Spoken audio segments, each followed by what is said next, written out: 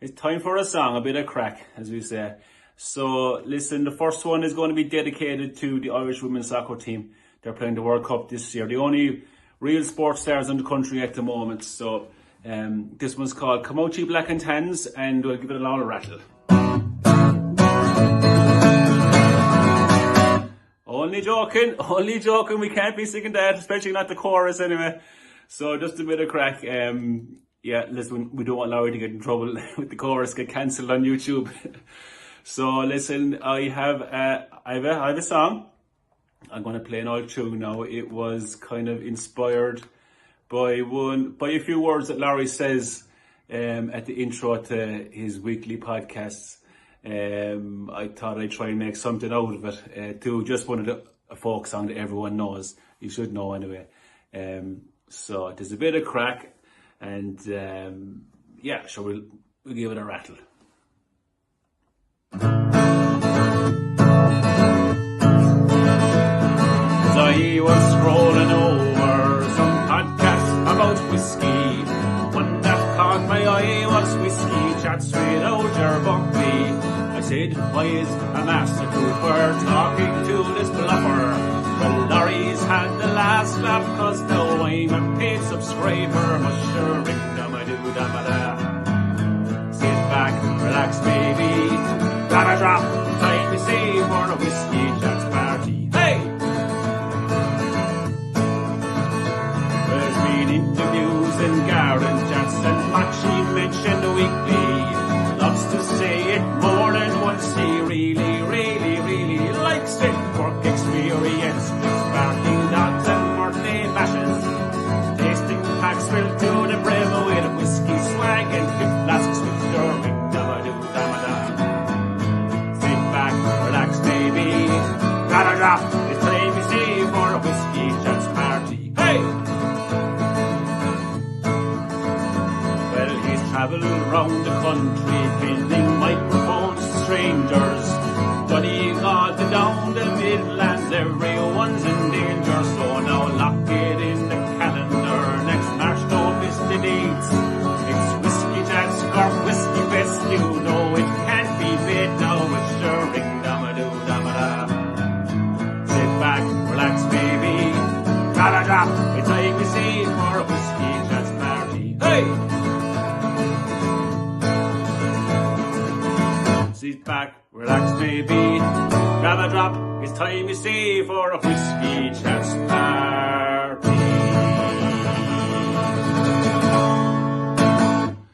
There you go, guys. Hope you enjoyed it. Sláinte.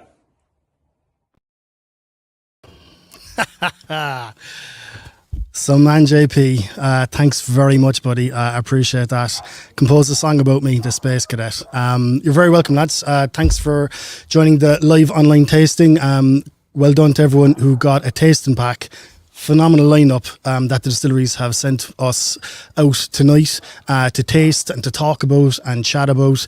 And I'm not going to waffle here for another 5 minutes, and we'll get straight into our first guest, which is Terry Henry from Copeland Distillery. And without further ado, I'm going to bring him straight in, lads, and we will get the party started. Terry, what's the crack? How are you? How are you, buddy? I'm absolutely grand. That was a cracking intro. Do you know what? No, I have a few other songs to come. JP did another one for me, and Paulie did two as well. And I said, Jesus, when I heard that song, he said, I have to kick the party off of that. Like, that's just phenomenal, like, you know. Yeah. I know he's put a lot of work into that, and he's been, you know, flapping about it all week. So fair play to JP, like, you know. No, that was one of the best intros to any webinar I've ever seen. So no, top work on that. Well, nothing to do with me by JP, so fair play. Terry, thanks very much for joining us. So tell everybody who you are, what the crack is with you, what your position is in Copeland Distillery, and what we're about to taste tonight. Yeah, sure. So first of all, thanks for having us, and thanks for including us in your show. So my name is Terry Henry. I'm the head distiller in Copeland Distillery in Northern Ireland. We are literally a stone throw from Clonakilty Harbour. Basically, Copeland Distillery started in 2015. Our owner Gareth started. He actually graduated with masters on his business course in Copeland University with a concept of a infused gin company, which he made a reality. And so started Copeland Gin. Since then, it's basically what year was that, Terry?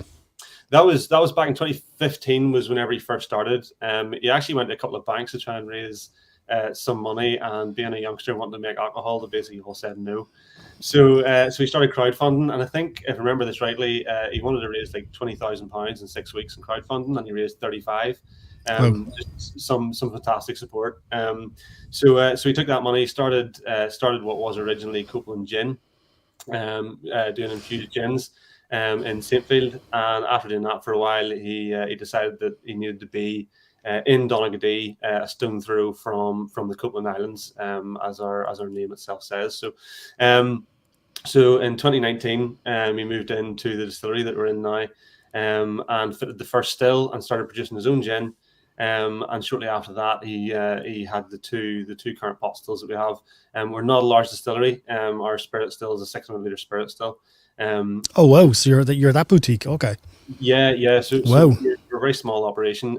With that being said, for a small operation, we currently have 7 SKUs in the market. We do gin, we do a small portion of rum, we do whiskey, we do a lot of stuff for a very small place. I think we had the Copeland Overproof rum on Cork Whiskey Fest, didn't we? Yeah. That went down the storm with Chris Hennessy. Yeah. No, again, that's of our rums. That was cool. That's my personal favorite. I think it's fantastic. Yeah, it's a goodie. Do you know, I think Irish rum doesn't get the love, but I think there's even the likes of Fore Distillery in Killowen, like, you know, they're putting out some fantastic rums, like they really are. 100%. And it's like you said, it's something that maybe just doesn't really get recognised enough. But there are some fantastic rums coming out from this country, so it's a bit of a shame that they're maybe overlooked in some degree. But yeah, so when I do gin, we do rum, we do whiskey. Whiskey probably is kind of at the forefront of where our production is currently at. We're producing whiskey every day we go in. Again, we're not a big distillery, but in a week we'll do 6 rums, which creates about 3 casks of spirit in a working week. So that's very good going off a 600 litre spirit still. That's very good going. Yeah, to be honest, we've kind of got the efficiencies down to okay. At this point. It wasn't originally maybe quite that high. We were originally maybe slightly over 2 casks over a 5-day working week. We're now to essentially 6 runs a week, and you can kind of equate each run to basically being around about a half cask, slightly under, but it's as close as that we're going to call it 3 casks a week. So that's what we're currently producing. But one of the big things that we have, as you well know, obviously distilleries are popping up all over Ireland, and we're really lucky to be part of that really kind of exciting movement. But the other side of this is it's very difficult to sort of stand out in the crowd, I suppose, unless you're doing something a wee bit different. So we kind of pride ourselves on, like many distilleries, kind of being doing good quality product. We try and make kind of by the people for the people. All the people that work here are all local, all that sort of stuff. So but we try and produce as many spirits as we can that are interesting, exciting, and maybe slightly outside the box. How many people are working at the distillery? Well, currently I think Ballpark. Currently there's 16 between the Oh, office. that's a big staff. Wow. Okay. That's grown from I joined 2.5 years ago, and there was 7 or 8 staff. Okay. And by the end of this year, I think we're on track for probably having a little over 20. So we're growing in a really healthy fashion. And fingers crossed things keep coming that way. But it's fantastic, isn't it? Just the current growth and the explosion that's happening, and even just the expansion of, we'll say, established distilleries that have just opened in the past couple of years. Like, they're expanding at a rate of knots. It's crazy. It's brilliant to see. Yeah, it's a great wave to be on top of. So I think the distilleries that are currently placed in Ireland are in a really, really sweet spot. We're just, like I said, very fortunate to be in the peak of that wave, and we get to ride it all the way to the end. So unfortunately, we don't have anything quite ready for release yet. We produce four different types of new make. We're actually aiming for a 5th by the end of this year. Again, we're a small distillery, so it's quite a lot. But we do a single malt, we do a peated malt, and we do a pot still. The most recent of our mash bills is a very high rye mash bill, which we're really, really excited about. Okay, right. And is this leaning into, we'll say, the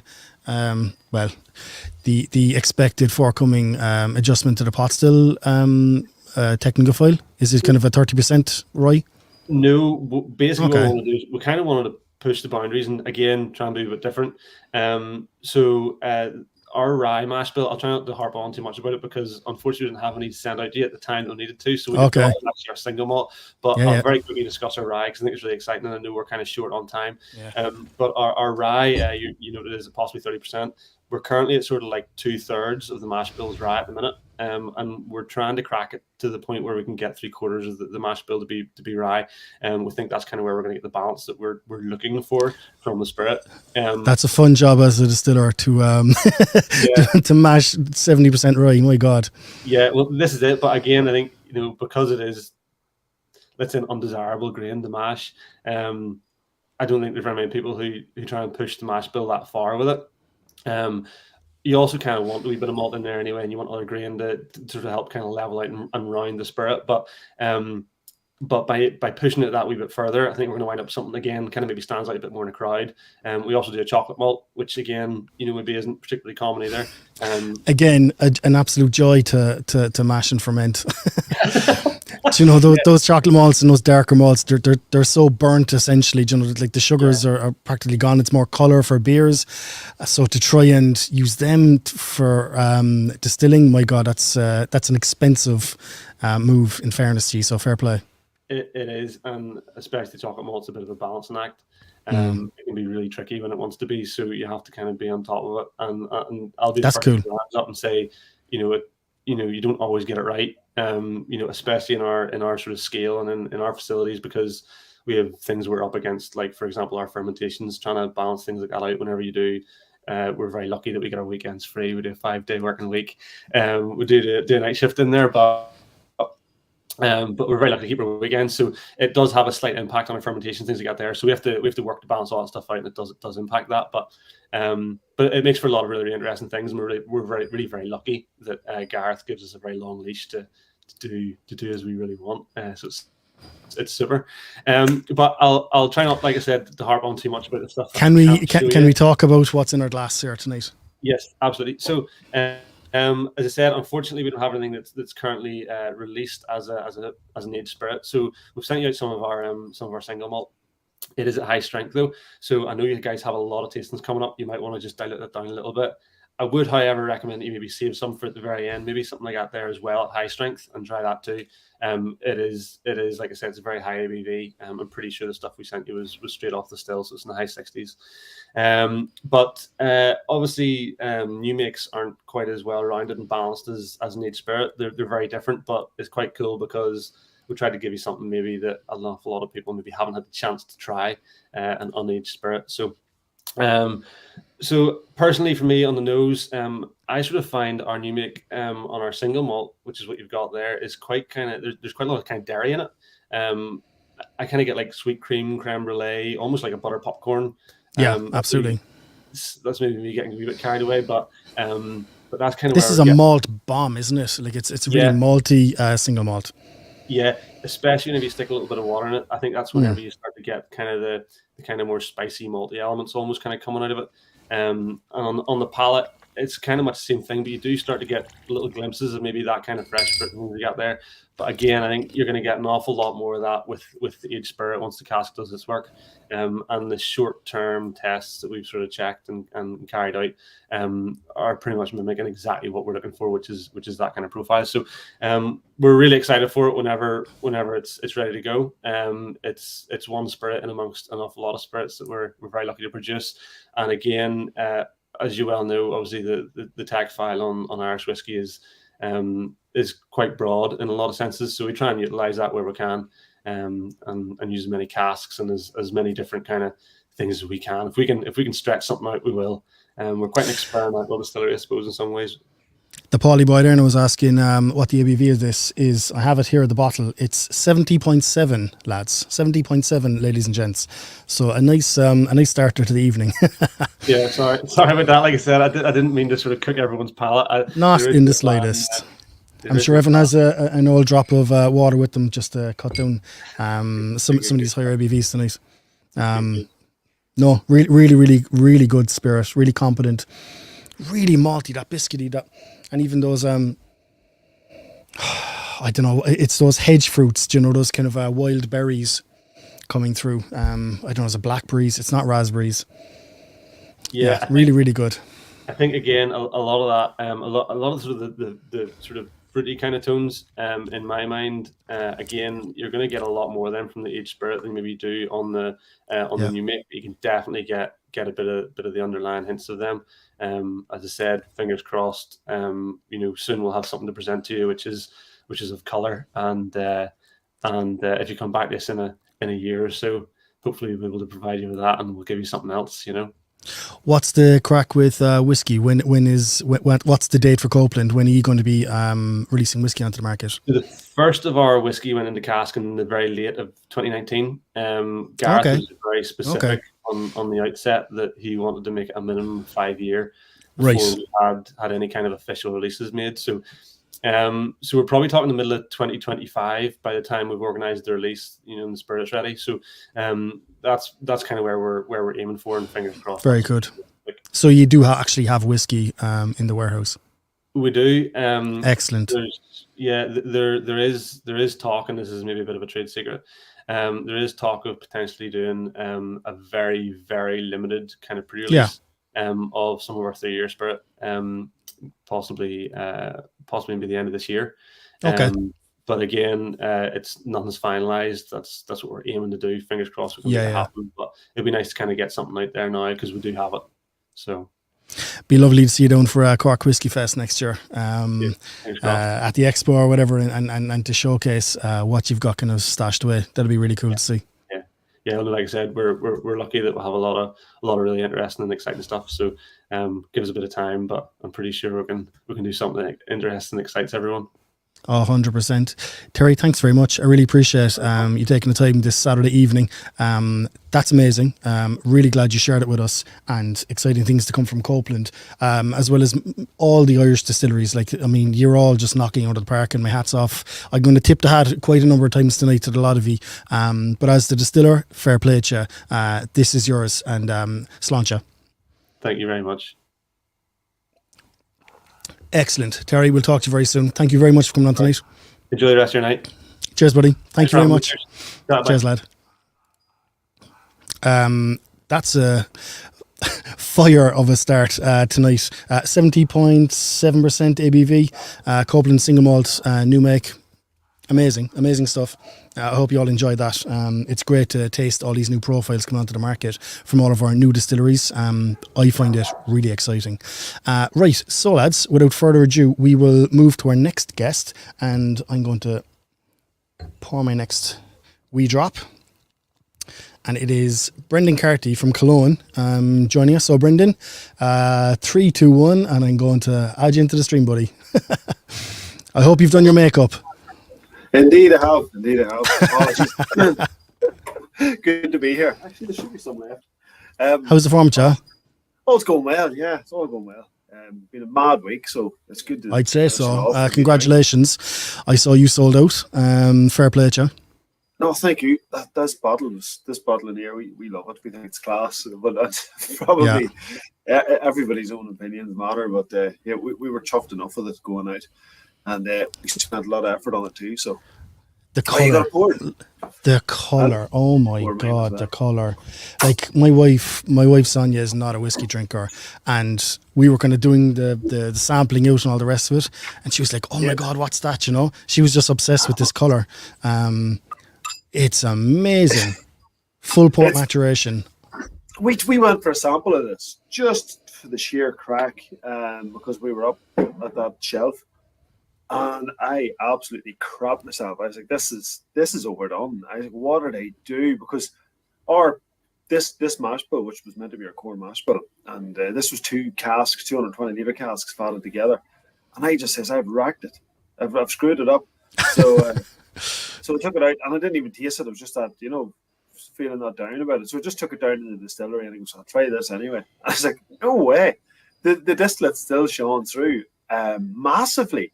So it's an extreme amount of colour, but the peated pot still, spice notes and stuff are all just still coming through. But this actually isn't a pot still. I have to insist. I knew you were going to say that. I didn't mean it comes at we're in a safe. We're in a safe circle here. We can call it a pot still. No, but I don't intend to either. But, I know. It's like. But it's just we were lucky. I'm sure I've mentioned around 200 times, but like I've been piecing up my pot stills for years, like, throwing a bit of Lafroig into a green spot. I mean, I don't know, I just kind of copped onto it around 4 years ago, and I just thought, oh my God, the phenols just drive the pot still spices forward, and I'm so glad that the likes of yourself and James Doherty and a few others are actually now starting to produce peated pot still as an Irish style. Amazing.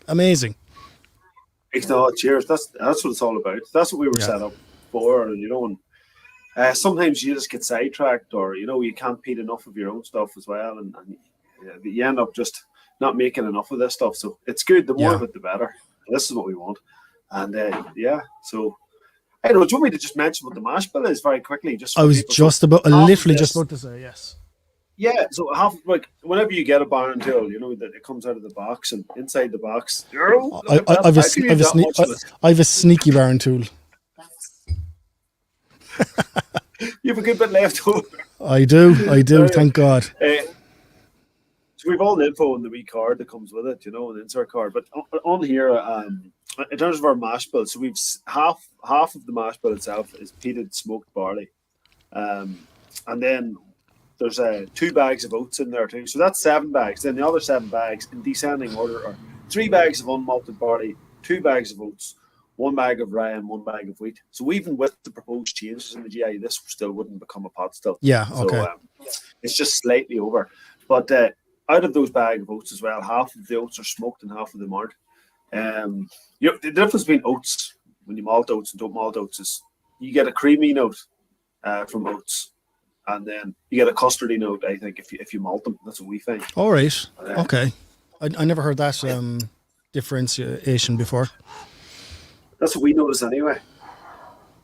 But yeah, everybody's got this. So this was the release that went out Friday there, on Thursday. How many bottles did you release? Was it 200 odd or 300 odd or? So there's 476. Wow. We did. What? We kept. I know it was a volume of 2 casks, but we kept back. What was it, 4.5 cases for ourselves for festival and future. That was the plan, because we just want to stand by this one and bring it with us to special events as long as possible. So we just think it's a really fun one to lead with. So it's going to be at Belfast. Brendan, that's to sell out of those numbers, for a distillery the size of yourself, like and tip of the hat, fair play to you. Well done. Oh, thank you. That's you think 24 hours is too long, was it? It 24 seconds before, so it's hard. Right. Okay. But you can never expect these things. You have to No, fair play. And, it just shows you the popularity of what you've created, with Killowen and the brand, the distillery. You've also just expanded the capacity as well. Maybe can you tell people about that? Yeah, it was actually, you were actually up at the time, and I was telling you what we were going to do, and I was stretching. I was saying, we're going to have to buy 2 stills, put one here, one here. And you were saying, look, your stills are half filled at the most. So you said, just add another couple hundred litres in each of them, maybe. Or even don't, just half fill both 2 stills, and then use your spirit still. Because at the minute, it says in the back of this card that the spirit still is 20% full. So if we just half fill the 2 first stills, and then instead of buying an extra 2 stills, this is genius of you, Laurie. You're like, just buy the 1 extra still. All of this is fresh eyes, Brendan. 40%, fresh eyes. That's all. It was just fresh eyes. I mean, when you were explaining to me, I was kind of going, that doesn't make sense because you're only, 20-30% filling your spirit still as it is. Why are you buying a second one if you've more extra capacity? And but no, it's just fresh eyes. But like, looking at it done now, it wouldn't have worked otherwise anyway. So we've got the 1 extra still. We're just waiting on the fireproof around it. We've got the ATAX light in, and then we're good to go. So, what about heat exchanger? I know you were talking about doing a heat exchanger as well. Is that on the cards or is that down the road? Yeah, we were waiting to get it made, but we've got it. The fabricator has the design for it, but we didn't have any funds. So we now, after we sold a bit of whiskey there, we can move in that direction. So, so everything's just hand the whole way through. Yeah. I know I enjoyed playing around with. I know I enjoyed playing around with your column still when you were up there. When I was up there with you a couple of months ago. How's that going? Are you still using it? Do you have the time to use it? What's the crack with that? What can people expect? Killowen producing single grain. Yeah, we were thinking the whole idea of being single grain or not, because we had the HMRC GI crowd down. They spent a couple of days with us going through everything. We don't know if we're going to be calling it single grain or not. It might have to be the generic Irish whiskey. But either way, we've got the hand of it, and it tastes much better. Why so, Brendan? Can I ask? I think it's just to do with, you have to have a certain amount of maize in it. And I think there's a difference in the way that the one in the Republic is written and the one in the UK is written. And there shouldn't be, but there is a difference. So, but doesn't the technical file cover all of Ireland? Not like the Northern Ireland doesn't work off the UK, any UK technical file. Am I right? It's printed by in the north as well. Yes, it's policed by HMRC in Glasgow on behalf of DEFRA in London. Okay. So I think there's a slight difference, but so there's a whole conversation about that, which is fine either way. Whatever we release it as just becomes part of the story. But again, these are in such tiny amounts, but the stuff's tasting much better. It gets better all the time. We get better and better at it. The only problem is when we're using that column still, we find we have much more wastage because it's not a proper continuous column still, if you like. It's a bit of a hybrid. But look, it's a bit of fun anyway, and it's nice to add another string to your bow, Yeah, that is. It's a great toy to have over the corner. In fairness. Any chats online from the guys? Any thoughts on this? Yeah, I'm just I'm trying to just kind of put up the comments as they're coming along here. From Dan Hickey, it's an incredible showcase for new Irish whiskey, and the direction it's going in super exciting. It is, in fairness, Brendan. I mean, you barely put a foot wrong, and this is a huge release for you. I think you've just stepped up another rung on the ladder. In fairness to you, buddy, that's amazing. Cheers! It really is. Peated pot still, full maturation and port. I mean, just amazing. It's actually 6 months in the port. That's the thing. So it's 3 years. It's not full maturation even. Oh wow! So we had two 120 litre casks, 2 quarter casks. Which those things are great, but they're actually more expensive than a 200 cask, even though they're half the size. So we had 2 of those, and one of them had quite a bit of angel share. So we've added them together then inside the port cask, which was rinsed beforehand, believe it or not.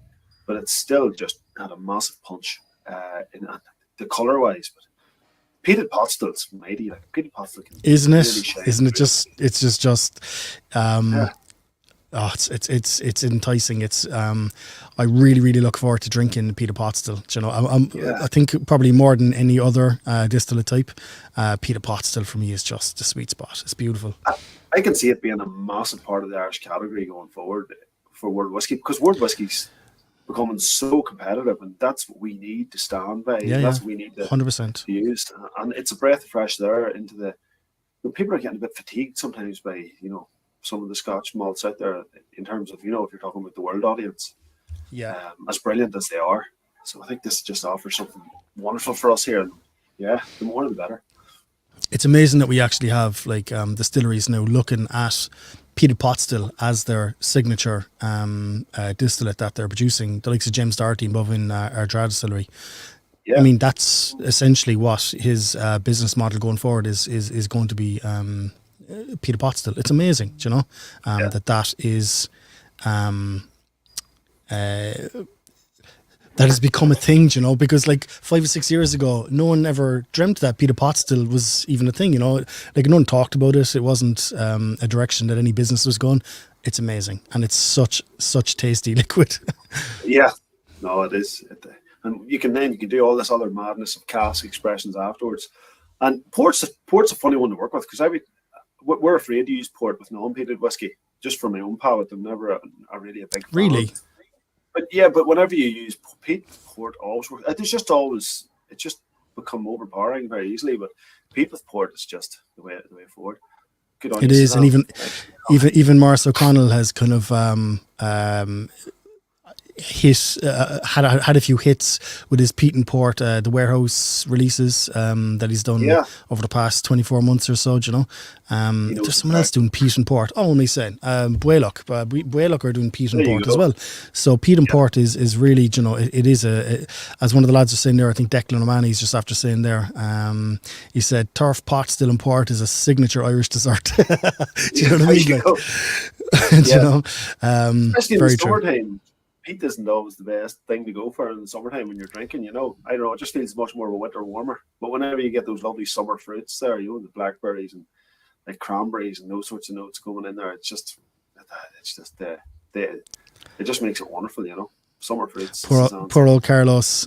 Carlos is the new Carlos works in Irish malts down with John O'Donovan, and even Irish malts, even in Irish malts, you still miss out on bottles, even as an employee.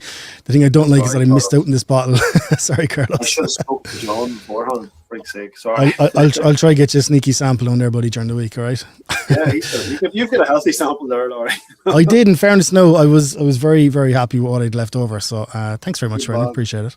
No, if anybody can share out samples, it's you. It's got a good home, and that's what we're all about. Oh, listen, I'm like, I try to give out as much as I can, to be honest with you. I constantly throwing samples out to as many people as I can.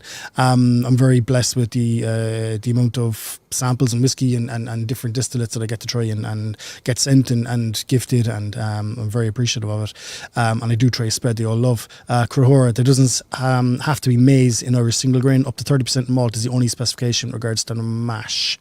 Yeah, that's what I thought as well. But you're saying that across the border, there's a bit of a difference. There was a bit of a conversation about that, so we're going to look at it. I think there was a conversation about grain or the other word, or cereals. I think there was the misinterpretation. And that's is it a misinterpretation? Is it a cereals and grains are both different things as well in the poaching technical file. So there's an ongoing conversation about that as well. Yeah, cereals are grains, or cereals are grains, as far as I was concerned. Same here, but when it says cereals, grains, then you're like, whoa. Okay, all right. I'm just going to go to a few comments. Eric, good point. What's the ABV? Come on, Eric. Yeah, I actually don't know the ABV. 56.05. Sorry, it's probably my mislabeling from the bottom. 56.05. So yeah, excellent. Well, I think we brought that down. One with the Angel share had moved down in ABV. The two casks that were brought together. You've a convert, Tina. It's fantastic. And I don't even really like peat. I wish I'd bought a bottle. Fair play, Tina. Yeah. Tina, look, you can't go wrong with a Cologne bottle. I told Tina that no such thing as people who don't like peat. It's only a matter of time, Yeah. They come I agree with you. Dermot, love it. Missed out in the bottle. Happy to get a taste at least. We have the whiskey nerd. I should know what your name is. I'm after forgetting. I Matt. know what your name is. Matt. Is it Matt? Is Matt. it? Okay. Yeah. That podcast did so much work and likely have a lot of life left in it. For more releases, you're going to be reusing that cask, obviously, yeah? Yeah. At the minute, it's sitting there, and we need to hurry up and make something that's peated again to put back into it. So, so that's the plan. I'm just going to go to a few more comments, Brendan, before I leave you go, buddy. So, Michael, super drop. Like Connor, I didn't bag a second bottle now. Yeah, absolutely. Matthew agreed. Anybody wants to taste it, there's still spaces at our poaching now at the poaching event at Belfast Whisky Week. We're cracking this open at it as well. So yeah, it's good. I'll be up there myself. I'm going up from Thursday to Sunday at the end of the festival for 4 days. Yeah, so might see a knocking around. Matthew agreed Peter Pot still is the way to go. Love to see the return of peated Irish whiskey in general. Such a part of the history. 100%. I did share it on the cult page and my DMs lit up. Fair play to you. Philippe, there is so much going on with this dram. Wonderful stuff. Agreed. One or two more that I know and I will get out of you. Dave Park. No, wrong. Oh, Con. This is amazing. Love this. Fair play, Con. Nice one. And last, we'll give the last word to Ulton. What a super drop. And another hit from Brendan. 100%. Brendan, you're knocking out of the park, kid. Keep her lit. No, thanks very much. I really appreciate all the support, guys. We wouldn't be there without it. That's simply it. There's a lot of tough days and tough months. You know I'm one of your biggest fans, so I always love what you're doing. So it's great to see that you're even kicking up a notch with the likes of these releases. Fair play, Brendan. Yeah, we'll keep at it. Thanks very much, Laurie. Thanks very much, everybody. Not a bother. Thanks, Brendan. Cheers. Enjoy the rest of your evening, right, buddy? Yeah. Bye. Cheers, lad. Jesus, another hit from Killowen. Fair play to Brendan and Hugh and Shenda above in Killowen. Fair play. Really delighted. Right, next up, lads, we have our Achill Island. Do I have a dram of that poured? I don't. Where's my Achill? Oh, this lovely new box. Sean McKay is coming in from Achill here as our next guest. So I will bring you in 2, 3, 1, Sean. How are we? Are you well? Good and happy. And yourself? Good boy. What's the crack? I'm just sitting away. Finish work now for the evening. Gonna have a drop of whiskey with yourself. Oh, I can hear you're still at work, really, are you? Well, I'm still in the distillery. All the work's done for today now, so it's grand. This is what you set me down. Yep. Amazing little tin. In fairness, really putting some emphasis on the packaging. Fair play. Yeah, no, we wanted because we're the first island distillery in the country, and we kind of want to go back to a bit more kind of traditional packaging look. So we went with inspired by the old the Lions' teas or the Barry's tea bags. Used to come in them tin boxes. And, okay, right. It just kind of give it that kind of traditional look, So you want everyone's granny so to store their knitting needles and their needles and thread and stuff in there. Exactly. Yeah. No, we just want to do something a little different with that. I'm just going to pour a drop as you're talking. So, Sean, can you just actually tell everybody who you are, where you're working, what your position is, and all about Achill Island Distillery, please? Yeah, so we're a family-run business. It was my father, John McKay, who founded the company initially, and it's myself and my brother Michael now that run the distillery. So, as I said, we're the first island distillery in the country, in the sense that we're the first distillery to be distilling, maturing, and bottling whiskey on the island here in Achill. Excellent. I'll join you in pouring a drop as well myself. So what's your position within the distillery? Well, we've about 8 guys working here, and from day one we all kind of we all know how to do the mashing in process, the distilling, every part of the production. But the main guy for that would be our head distiller, a guy called Ken Quinn. He was a former brewer, so he's very specific about his mashes. So it's got to the stage now that he has that down to a fine art, and he doesn't let anyone else touch it. More so that if he gets anything less than 400 LPA on a mash, he's not happy. He shuts everything down and goes back to scratch and finds out where the problem is. Oh, really? Okay. Yeah. So he's doing great work in terms of efficiencies with the malt at the moment. I think he's getting consistently between 410 to 415 an LPA on the mashes. It's just phenomenal, and he has his own unique system of doing it.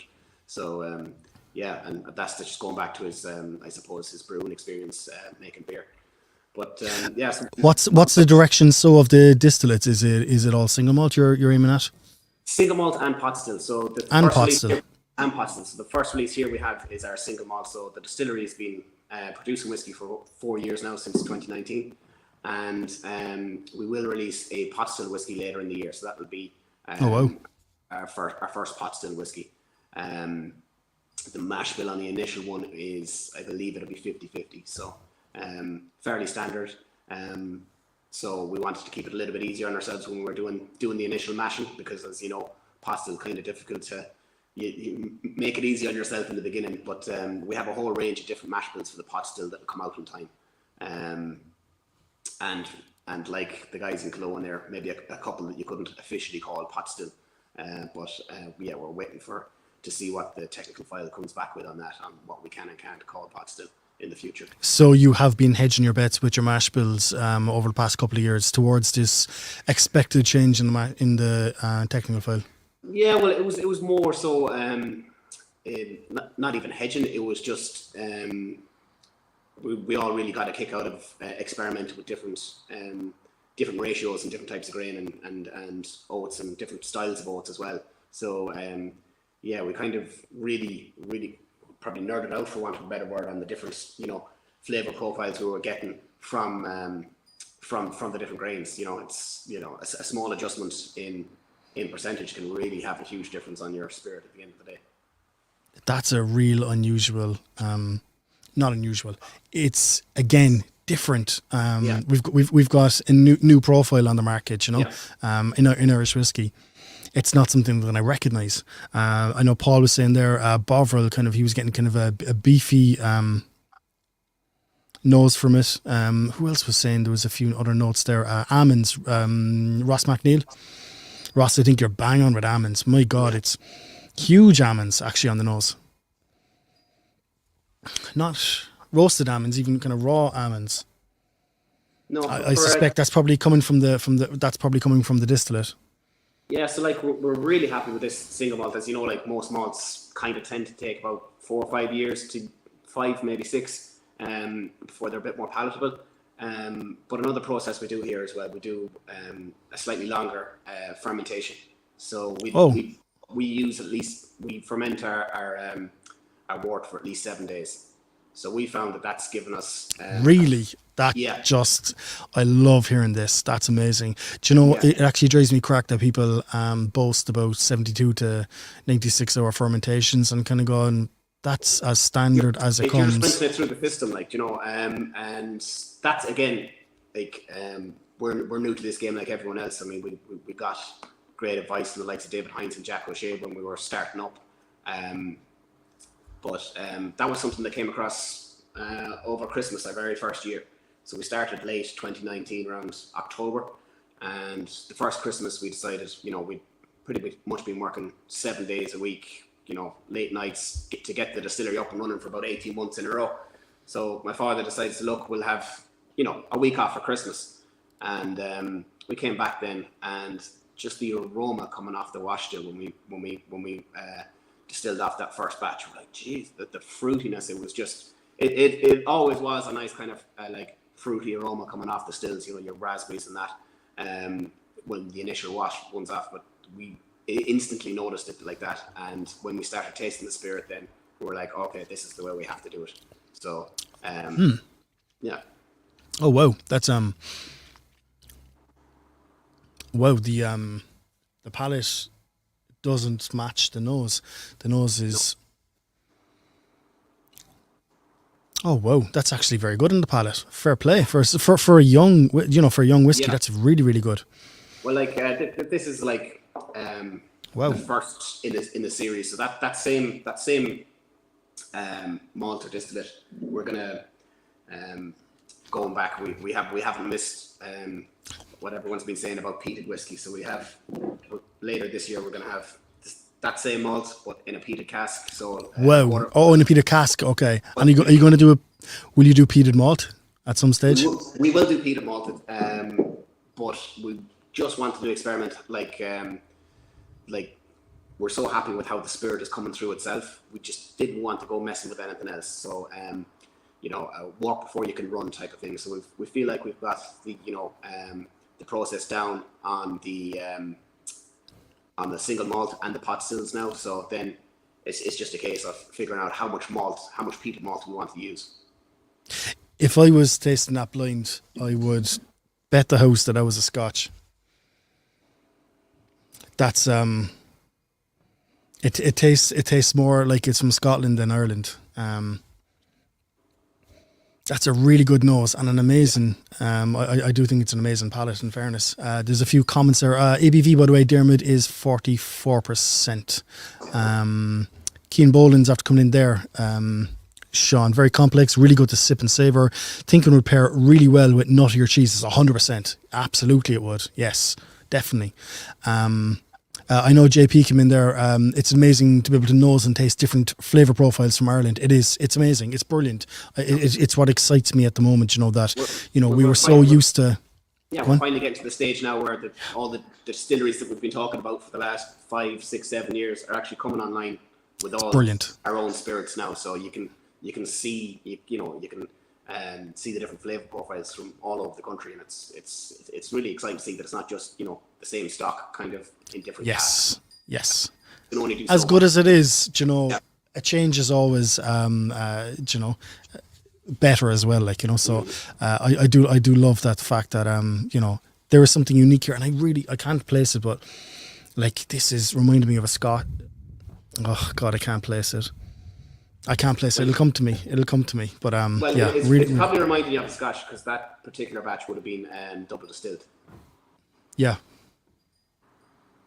Now we do have double and triple distilled stored in the warehouse there now, but it was just a case of personally I really like the double distilled malt that came out of Cooley, so we started doing some double distilled malt at the start, but my brother prefers the triple distilled flavour. So does he? Right. Yeah. So I'm kind of in your camp, to be honest with you. I'm preferring the double distilled spirits these days, to be honest with you.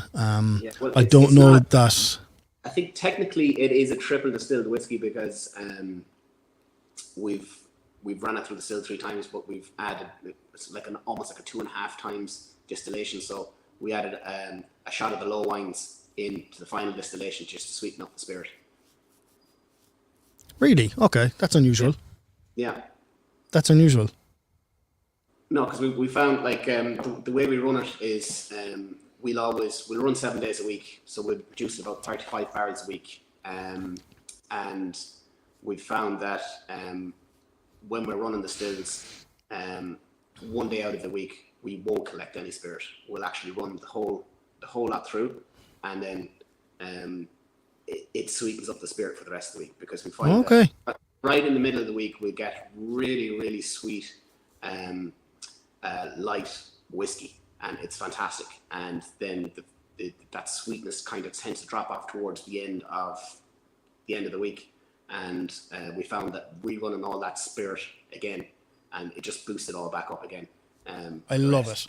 I love to see you innovating, Sean. I haven't heard of anyone else doing that. I'm not saying they're not doing that, but they're certainly not telling people or saying they're doing that. So I love to see that. That's all right. It's all right. It's a safe circle here, Shawnee. Don't you worry. I'm going to go to a few comments there. Ross McNeil over in Galway. Nice to taste savoury malts. Absolutely. And I think that's where I am thinking, that's where I'm getting the kind of, my mind is being drawn towards Scotland because of that kind of savoury malt, and a young savoury malt as well. It's going to come to me. I can picture the bottle that I'm thinking of. It's a single farm, very small, very popular distillery at the moment. That is if I had to put my house on it, I would have said it was that. It'll come to me. Say it reminds them of the Springbank. No, it's not Springbank. No, it's not savoury enough for Springbank. It's still a bit too young.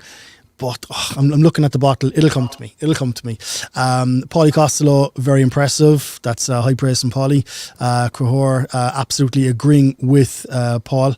Suzanne over in Clonakilty, absolutely lovely. Agreeing the complexity. Very nice. Absolutely, it is. JP, a Creamy Fox's Glacier Mince on the nose. Okay. I see where you're going. It's got that kind of mentholy. There's a menthol there, all right. A slight lightning on the nose. Yeah, okay. I'll give you that one, JP. I'll give you that one. Matthew, nice and waxy in the palate. Yes, it's waxy. And that's Daftmill. That's the one. To me, that tastes like Daftmill. That kind of young, spry, savoury, waxy, almondy distillate from Daftmill. Yeah, I would call that a Daftmill. That's where my mind went. Suzanne again, marzipan and chocolate to me reminds me of a young dingle. I really like it. Okay, I'll give you that. Dan Hickey had this at Whiskey Live and it was one of the memorable ones. A real reason to pack the car and head west for a couple of days. No better reason calling to Achill Island Distillery. Paulie back. This is flying so low under the radar. Area 51 needs to call and find out how. Go on to Polly Mai. Crowhor reminds me a little of some Campbelltons. Yeah, I don't like. To me, Campbelltons are just a little bit more savoury, but probably because most of them have more age than this. Again, you have to judge this as a young spirit. That's why my mind's going towards a Daftmill. Crowhor, just reassuring you there, safe circle. Ross. Now Ross is actually Scottish, so I would trust his opinion here. Maybe like an old Pulteney. I don't know that profile, Ross. I couldn't comment on that. But I do have 2 bottles of Daftmill open at the moment, which is why I'm associating with it. But okay, an old Pulteney. This definitely drinks like a far older whiskey. Okay, nice one. Thank you for that, Mr. Murphy. Eugene, called into Ken the last time I was home, showed me around and poured a few samples. Great addition to the island. And Eugene would be a regular visitor to Achill Island. I think they've got a home there, or his brother has a home. So I'm sure you'll know his face if he makes himself known. Yeah, absolutely. Dylan Burke, I think he's agreeing with me. I don't know if I've influenced him now, but he's agreed with me anyway. I think it's Daftmill. Esque, the Irish Daftmill. That's a compliment. And Ross McNeil, there's actually in Daftmill bourbon matured whiskey notes. You're spot on. Oh, thanks, Ross. Nice one. Appreciate that, boy. Right, any more comments, lads? Put it into underneath the YouTube video and it will pop up on my feed and I'll be able to bring them in and put them to Sean. So, Sean, what is the next release coming from Achill Island? So the next any sneak previews? Yeah, we've got 2 right here. So this is your same distillate, aged in bourbon cask to start with, and then we're currently finishing it in the Fore quarter casks. Oh wow! So, okay, cool. So that's just adding the Fore's adding a bit of sweetness and the smokiness as well. So it's not overpowering the actual flavour of the single malt. It's just adding that lovely. It's more of a delicate peat rather than an overpowering the overriding flavour. It's a lovely kind of. It leaves a lovely lingering kind of peaty, smoky finish on the palate. What about the packaging going forward? Are you going to continue on with the tin? Are you going to? So tins. These are all going to come in tins. So this one here will have its own blue tin. I should have one of them here somewhere. But and then this one, the second one then is our. Again, aged in bourbon and then finished in Bordeaux, red wine Bordeaux casks. This is phenomenal, but there's a lot more for a 3.5-year-old whiskey. The Bordeaux just adds a lot of complexity and depth of flavour to the spirit itself. So we're really excited to bring this one out. I think a few of the guys who are at Whiskey Live got a few samples of this as well. So that is a version of our very first cask release that we released back in November. So that was a real special cask. So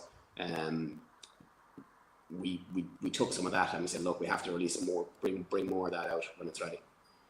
Excellent. So all the grannies now are delighted in the background, knowing that they'll have plenty of knitting needle and sewing and thread tins on the way. Happy days. Sean, thanks very much for coming on tonight. I appreciate your time on a Saturday evening. Amazing share. Really appreciate it. Look forward to trying that again, sitting down with it and actually just analysing a little bit more. I can't get away from the daft mill-idness of it, which is a compliment. Daftmill really is a a distillery on the rise, a small boutique distillery just like yourself, who do kind of seasonal distillation. So no, that's what you're doing is fantastic, and hopefully I'll be able to come up and visit you very, very soon. Oh yeah, you're welcome anytime. Not a bother. Eugene keeps in trying to get me up there, but I'm sure we'll share a pint or two in the local pub as well. No worries. Nice one. Sean, thanks very much. I appreciate it, buddy. Very much. Yeah. Thanks, lad.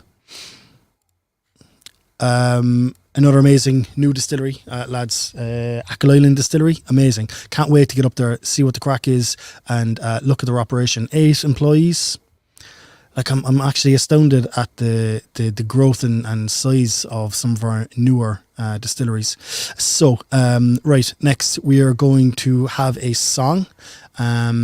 We are going to the Paulie Boy for the first song of the night from Paul, and then we will be getting Robert from Rebel City Distillery here in Cork City in to chat about our next drop in the glass. Enjoy.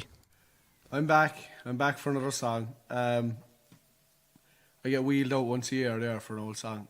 This one was recorded after an old incident in the Shelburne bar with a big group of friends. We all met up there one night, and this is many moons ago, and it's probably not true either, but everyone was in good spirits, everyone was having the crack, and last call came, and a fella by the name of Daniel Pennington went up and he ordered doubles and triples and quadruples for everyone and everything, and that was the straw that broke the camel's back. So there was a song written afterwards called One Night in the Shelburne Bar, so this is it. One evening right late down the VQ, I strayed to the Shelburne that's famous for a big whiskey trade. 400 plus bottles all out on display among company that's kindly and jovial. Then Rory McGee put me right at me ease, and he sat me down easy by a big burning blaze. He poured me a pint and a half on the place, and another wee drop came from Marquee. For an hour and a half I drank liquor so rare, Kevin Murphy swore it brewed by a god, he declared, out of nectar and honey and lotuses fair, and it freshly came over the river.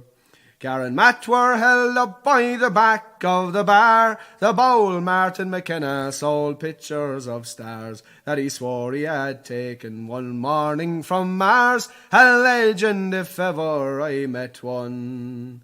At 11:30 I sadly prepared to return to my lodgings back where I was reared. Valvide packed his bags, we were filled with dull care, and then Daniel put in a big order. So Sergius and Andy returned to their drinks, rejoicing that now they not need feel a pinch. McGovern finished off the last 8 of an inch. He was supping since 7:20. The music began in an old-fashioned style. You would travel to hear it for many's a mile. Jeppy sang the Lost Rebel, and all of the while I thought I was dead and in heaven. As Eugene and Michael they lilted with style, Daniel Hickey tap dance for an 8 of a mile. Chris Hennessy shook cocktails with pure utter style. He anointed us with aquavitae. Oh, the network burst in from across the whole aisle, followed closely by Mara with a big Yankee smile. Cowan came down from Dublin with Collins beside. They were itching to guzzle the porter. Eddie Darcy came in with the Chandlers and Blacks. Everybody piled in for the hell of a crack. She came down from the border, Macmullen on his back. He indeed raised the roof of the Shelburne. Now Falvey the guard was flat out on the street, on passing the door heard the music so sweet. He kicked up his heels for to beat a retreat, and summoned up David O'Connell. They quickly returned to the scene of the crime, and they called on the patrons to fight or resign. There was battens and bottles, kinky handcuffs divine, trying desperate to restore good order. Mick Maguire found a gap and darted into the night, while Aaron and Derek held on for the fight. The tables up scuttled, chairs all up alight, the night the guards raided the Shelburne. Falvey called in the backup, his last option there. In comes Garda Fitzel, fist raised in the air. He restored perfect order in 10 seconds clear, to a rousing loud cheer from the patrons. Every Scot in that group has been barred for 10 years. Ian Garrett had to serve time for assault with a spear. The last known location of lorries unclear. Everyone knows he's around dodging bollocks. Sláinte.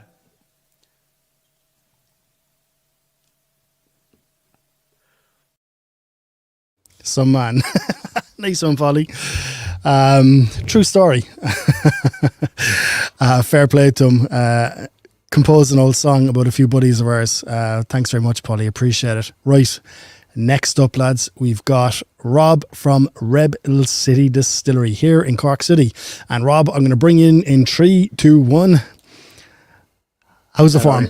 How are you? Good, thanks. Are you well? Are you well, bud? I'm good now, yeah. We could probably throw a stone at each other. We're so close, are we? What's the crack with you? How's all in the distillery? Good now, yeah. So thanks for having us on.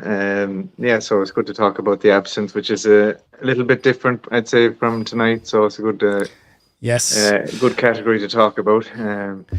Nicely lined up. When I spoke to Chris Hennessy about having the cocktail, I said, what will I have before the cocktail? Because the cocktail's a perfect palate cleanser. And he said, oh, an absinthe. And that's when I contacted yourself. I said, perfect. That was my in. Because the absinthe is a very strong kind of aniseed forward, I suppose, distillate. But tell us about Rebel City Distillery. Tell us about the project that's happening there that people mightn't know about, what you're distilling and what your maybe the kind of goal is for the distillery. Please, Rob. Yeah, so my own by background... the way, I've sparked up an old cigar there, lads, if anyone wants to join me. So my own background is in distilling the last 12 years. Cooley, ran a distillery in Vancouver, helped set up the shed, worked a number of different projects, and then myself and my wife Baoilleach were talking about maybe we should set up ourselves. We found a great building down in Cork Docklands, one of the old Ford buildings. The best building, Rob. Like, your distillery building is amazing. These tall ceilings with the lovely graffiti and kind of images on the walls.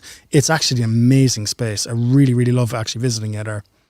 Yeah, I appreciate that. Like, it's a very unique space. Like, when we saw it in 2018 first, it was a bit disheveled. It was a bit abandoned, hadn't been used since 1984 when the Ford factory closed. So we saw it.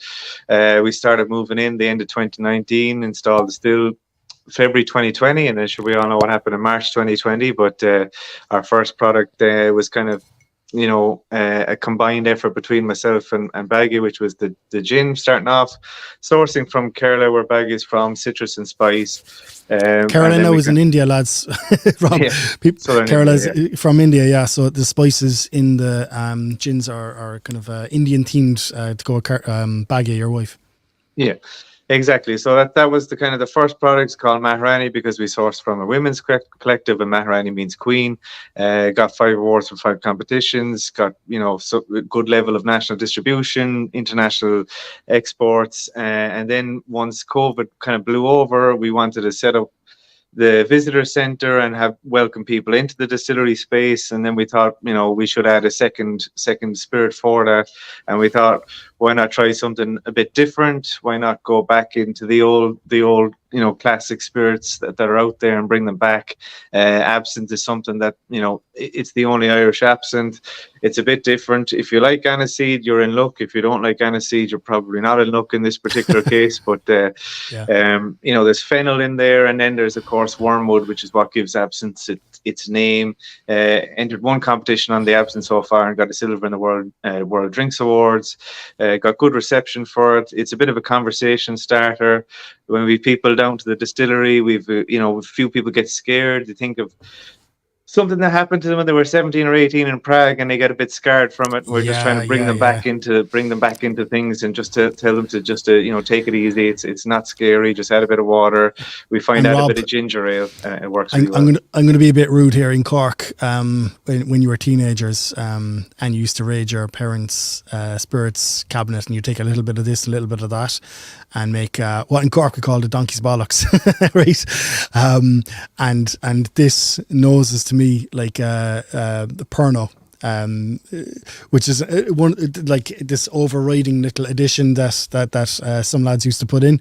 But yeah, a Pernod. So many a Cork teenager would recognise this nose.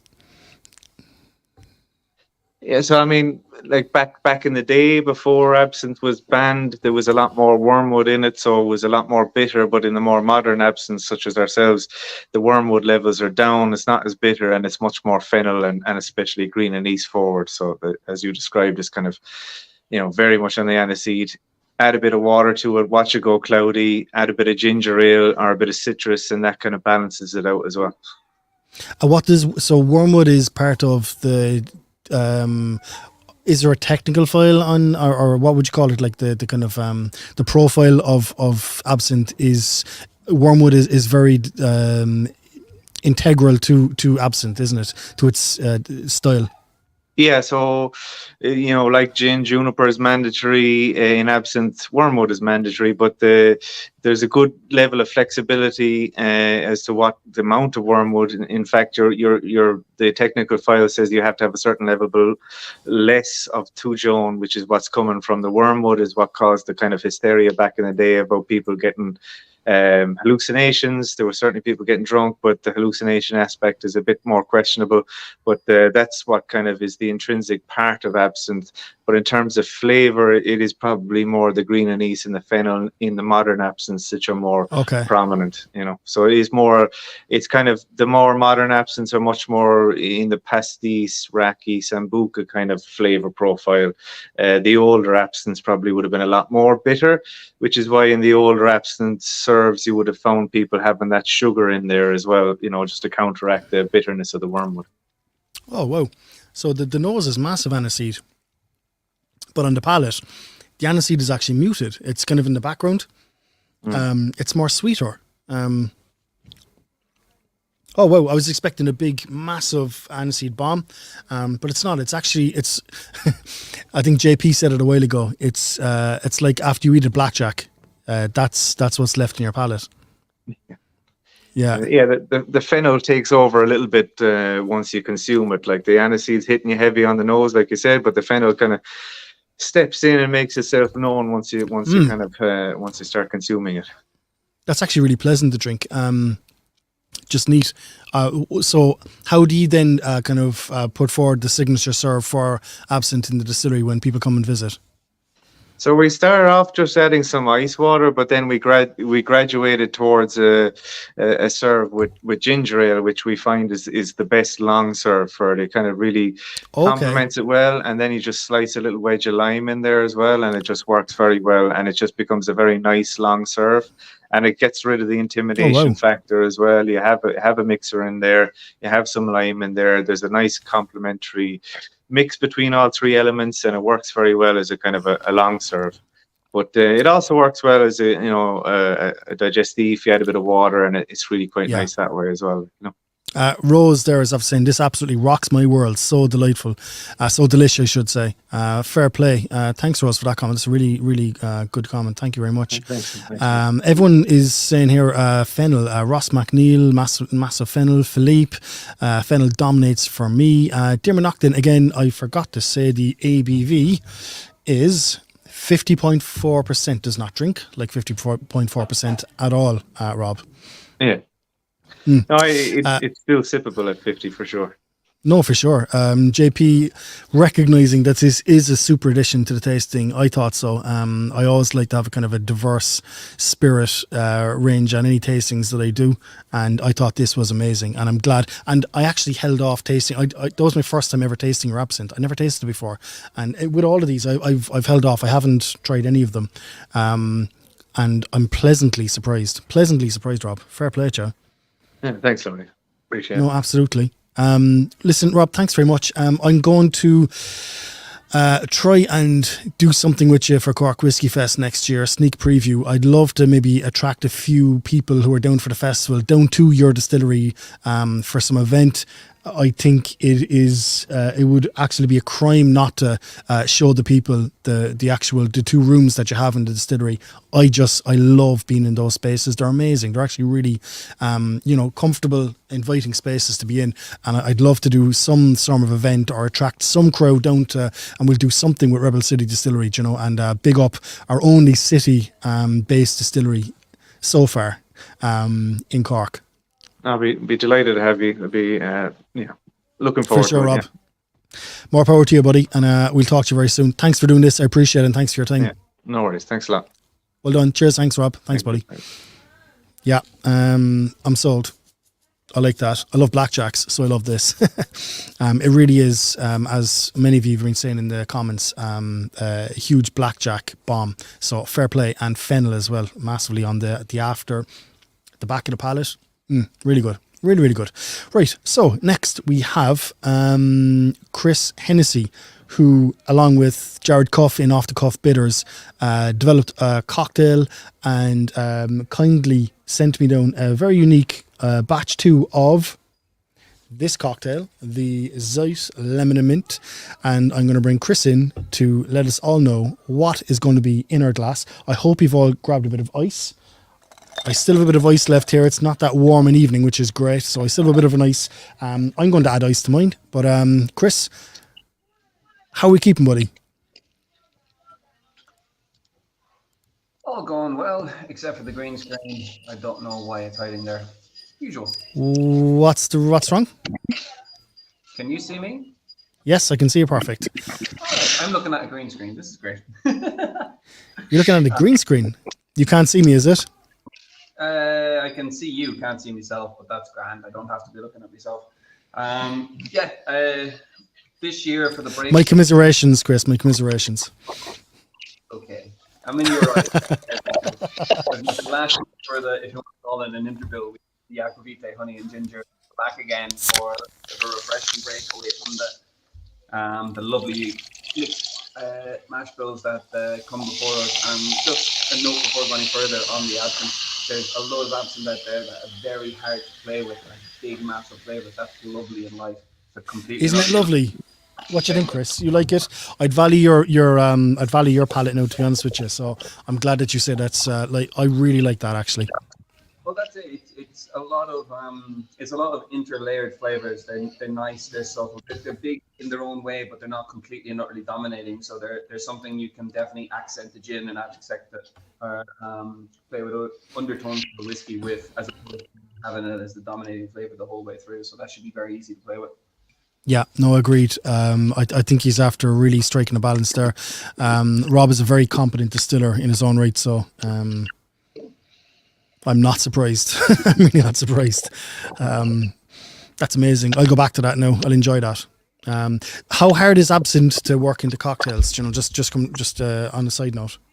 Well, you kind of hit the nail on the head a minute ago by saying you love blackjack before you go near it. So if you're a lover of licorice, blackjack, fennel, aniseed, any of those kind of variations of the absinthe profile, and you're perfectly fine. You're going in with something that you already like. Absinthe, for majority of the drinks that are out there, they're rinses inside the glasses. They're bare minimum touches that will still carry flavor through. And then there's a very small category of drinks where absinthe is actually the dominating spirit, and you're lightly adding in water, lightly adding in sugar and citrus, because essentially it's a glass of absinthe. It's like an old-fashioned, a glass of whiskey with extras to balance off the flavors. Most absinthe cocktails are just the scant amount, teaspoons, half a teaspoon, quarter. Really? Okay. Because it's such a big flavor for most of the brands that are out there. It's like salt in food. A little bit of salt goes a long way. Absinthe can be the same for a lot of drinks. But when you have it as the dominating spirit, then you really have to like that flavor profile. Whereas this one is nice and light in comparison to most of them that are out there. So I'd say it would make a very easy integratable drink whether you balance off with other spirits or other citrus or other sugars. I'd agree with you. Like it's actually, it's a huge. I'm still on the absinthe. It's a huge nose, but on the palate, it's actually very well balanced. You know, it's between that aniseed and that sweetness. Lovely. I'm really, really impressed with that. Okay, cool. Nice one. Chris, right. What have we got here in our glass? This cocktail. Right, so very similar to the absinthe, playing with natural herbs can be quite difficult because obviously they deteriorate over time, just like hops. So with this, it's lemon and mint. So with the mint, we actually vacuum distilled mint itself into the alcohol to make sure that you get the freshness of all the mint oil. Can you explain what vacuum distilled mint is? You are putting your botanical inside a vacuum still, so you're using pressure and lower temperatures to extract the flavor. So kind of like a tea, it's steeped in the liquid, and the vacuum pressure and a lower temperature will help extract the oils without boiling them off and taking them to a level where they become bitter or unusable. You're essentially doing an extraction through distillation to get the fresh oils and the freshness of it. But as a canned cocktail, this is something that can sit in the can for 6 to 9 months. So we need it to be at a peak amount of freshness and sustainable, as opposed to sticking mint in straight away. Over time, just like hops, it deteriorates and deteriorates. So using it as a distillation method, you're able to keep the essence of it, as opposed to physically putting the mint in and then, unfortunately, your drink in 3 months' time wouldn't be to the grade that it is doing it this way. Sorry, I'm after getting a few messages there.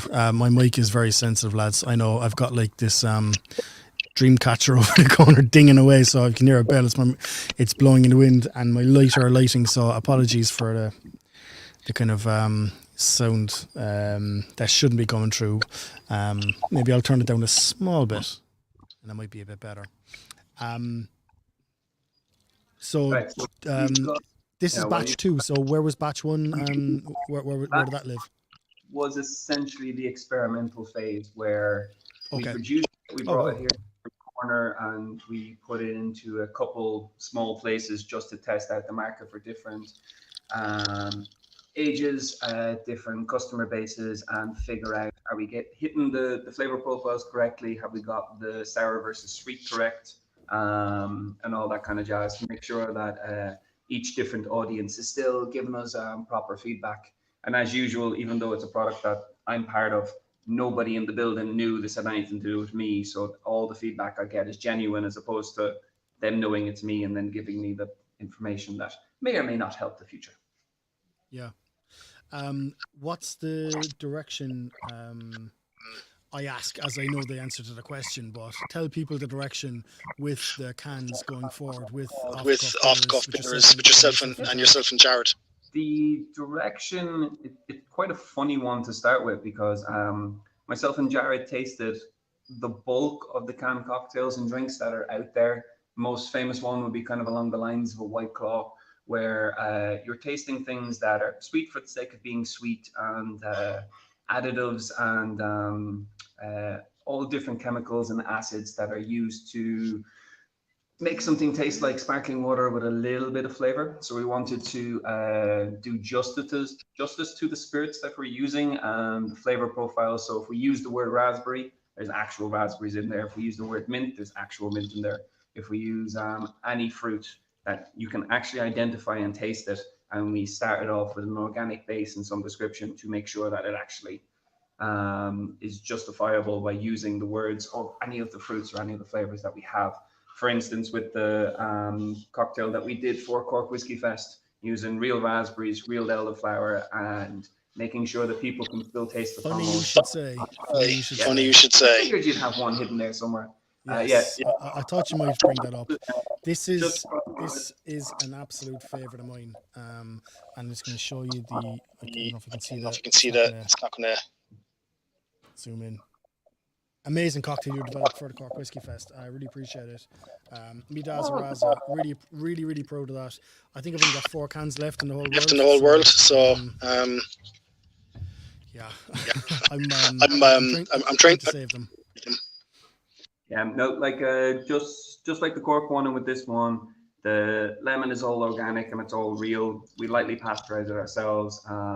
When we're using sugar in any way, shape, or form, we're using real elderflowers to make the cordial, or real raspberries to make the syrup.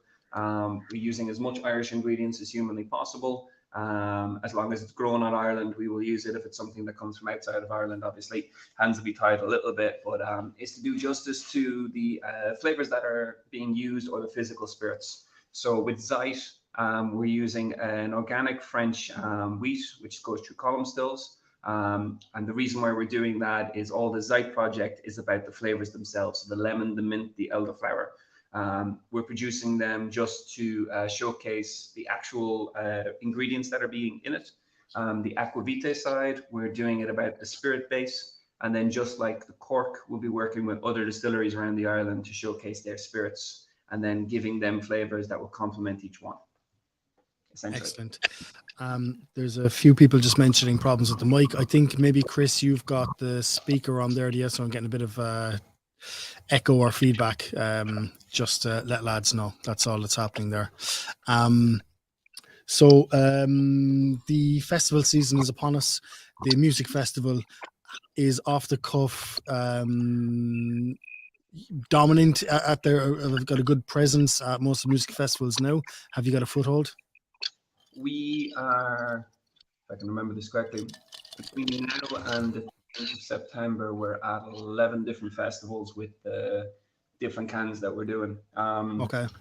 One of the reasons why we're doing it, and this was one of the main dominating factors for actually doing it, is if I was to turn up with glass bottles of whiskey and mixers, and I was to hand them to 20 random bartenders, the consistency of the drink may vary from person to person. The volume of liquid in each glass and ice may volume or change.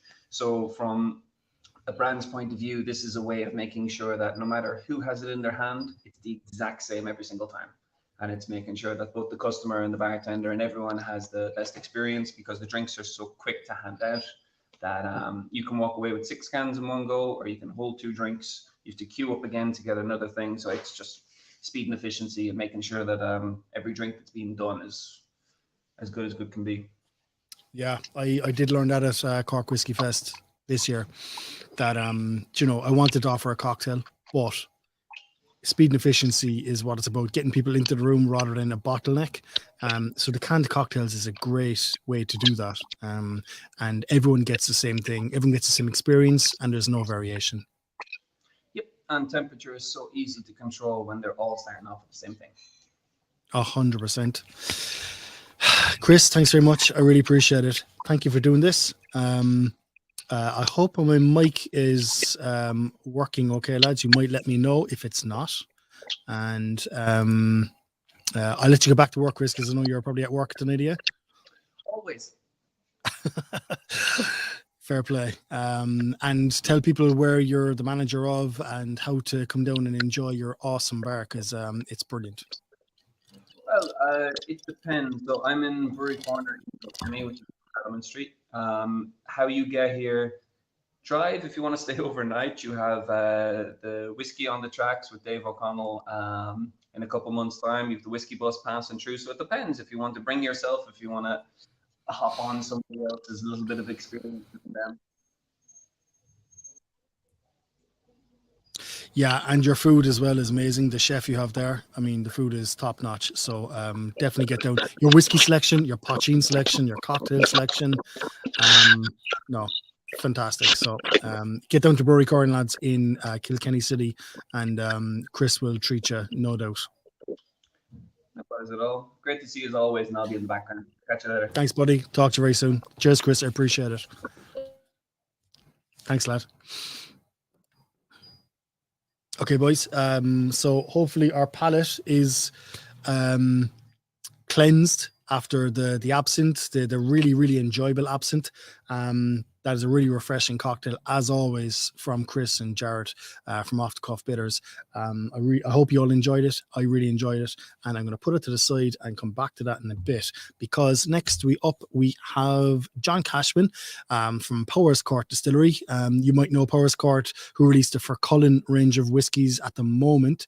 And John, I'll bring you in 3, 2, 1. John, how's the form? Hey Larry, how are things? I'm very good. Excellent. Things are great. Having a great night so far. I'm enjoying myself tonight, getting to taste all these new profiles on the Irish market. It's amazing. Oh, it looks great. And your setup is pretty special looking as well. So always sunny down in Cork, obviously. Yeah, absolutely. Blue skies. So we're good. I won't go moving the camera now to show you the blue sky, but literally there isn't a cloud to be seen. So it's amazing. Yeah, good. Sorry, I just see a little person appearing behind me, but he's gone. That's all right. Atmospherics, they're always good. I'm sure my dogs will come out and start barking and ruining the place in a minute. So you jumping up on the table and everything. Herald of live podcast. I know. Good fun. What's the crack with you? How long now are you above in Powerscourt? It's was it 3 years now? 4 years? Yeah, I'm unofficially almost 3 years, officially 2 years, and the reason I say unofficially was I was consulting with them for a short period of time, initially during the COVID years, when I kind of stepped back from Beam Suntory and all the global work, covering for all the whiskies all over the world. So I wanted to get back local and not travel as much. So Powerscourt was an obvious step for me. So I started consulting with them, and then January of last year, was it last year? Yeah, I came on as head of whiskey. So I've been there, since then, head of whiskey and now head of brand and new product development and all of that. So all the fun stuff, which is great. It's a beautiful distillery. I've been up there. I think I've visited you twice now.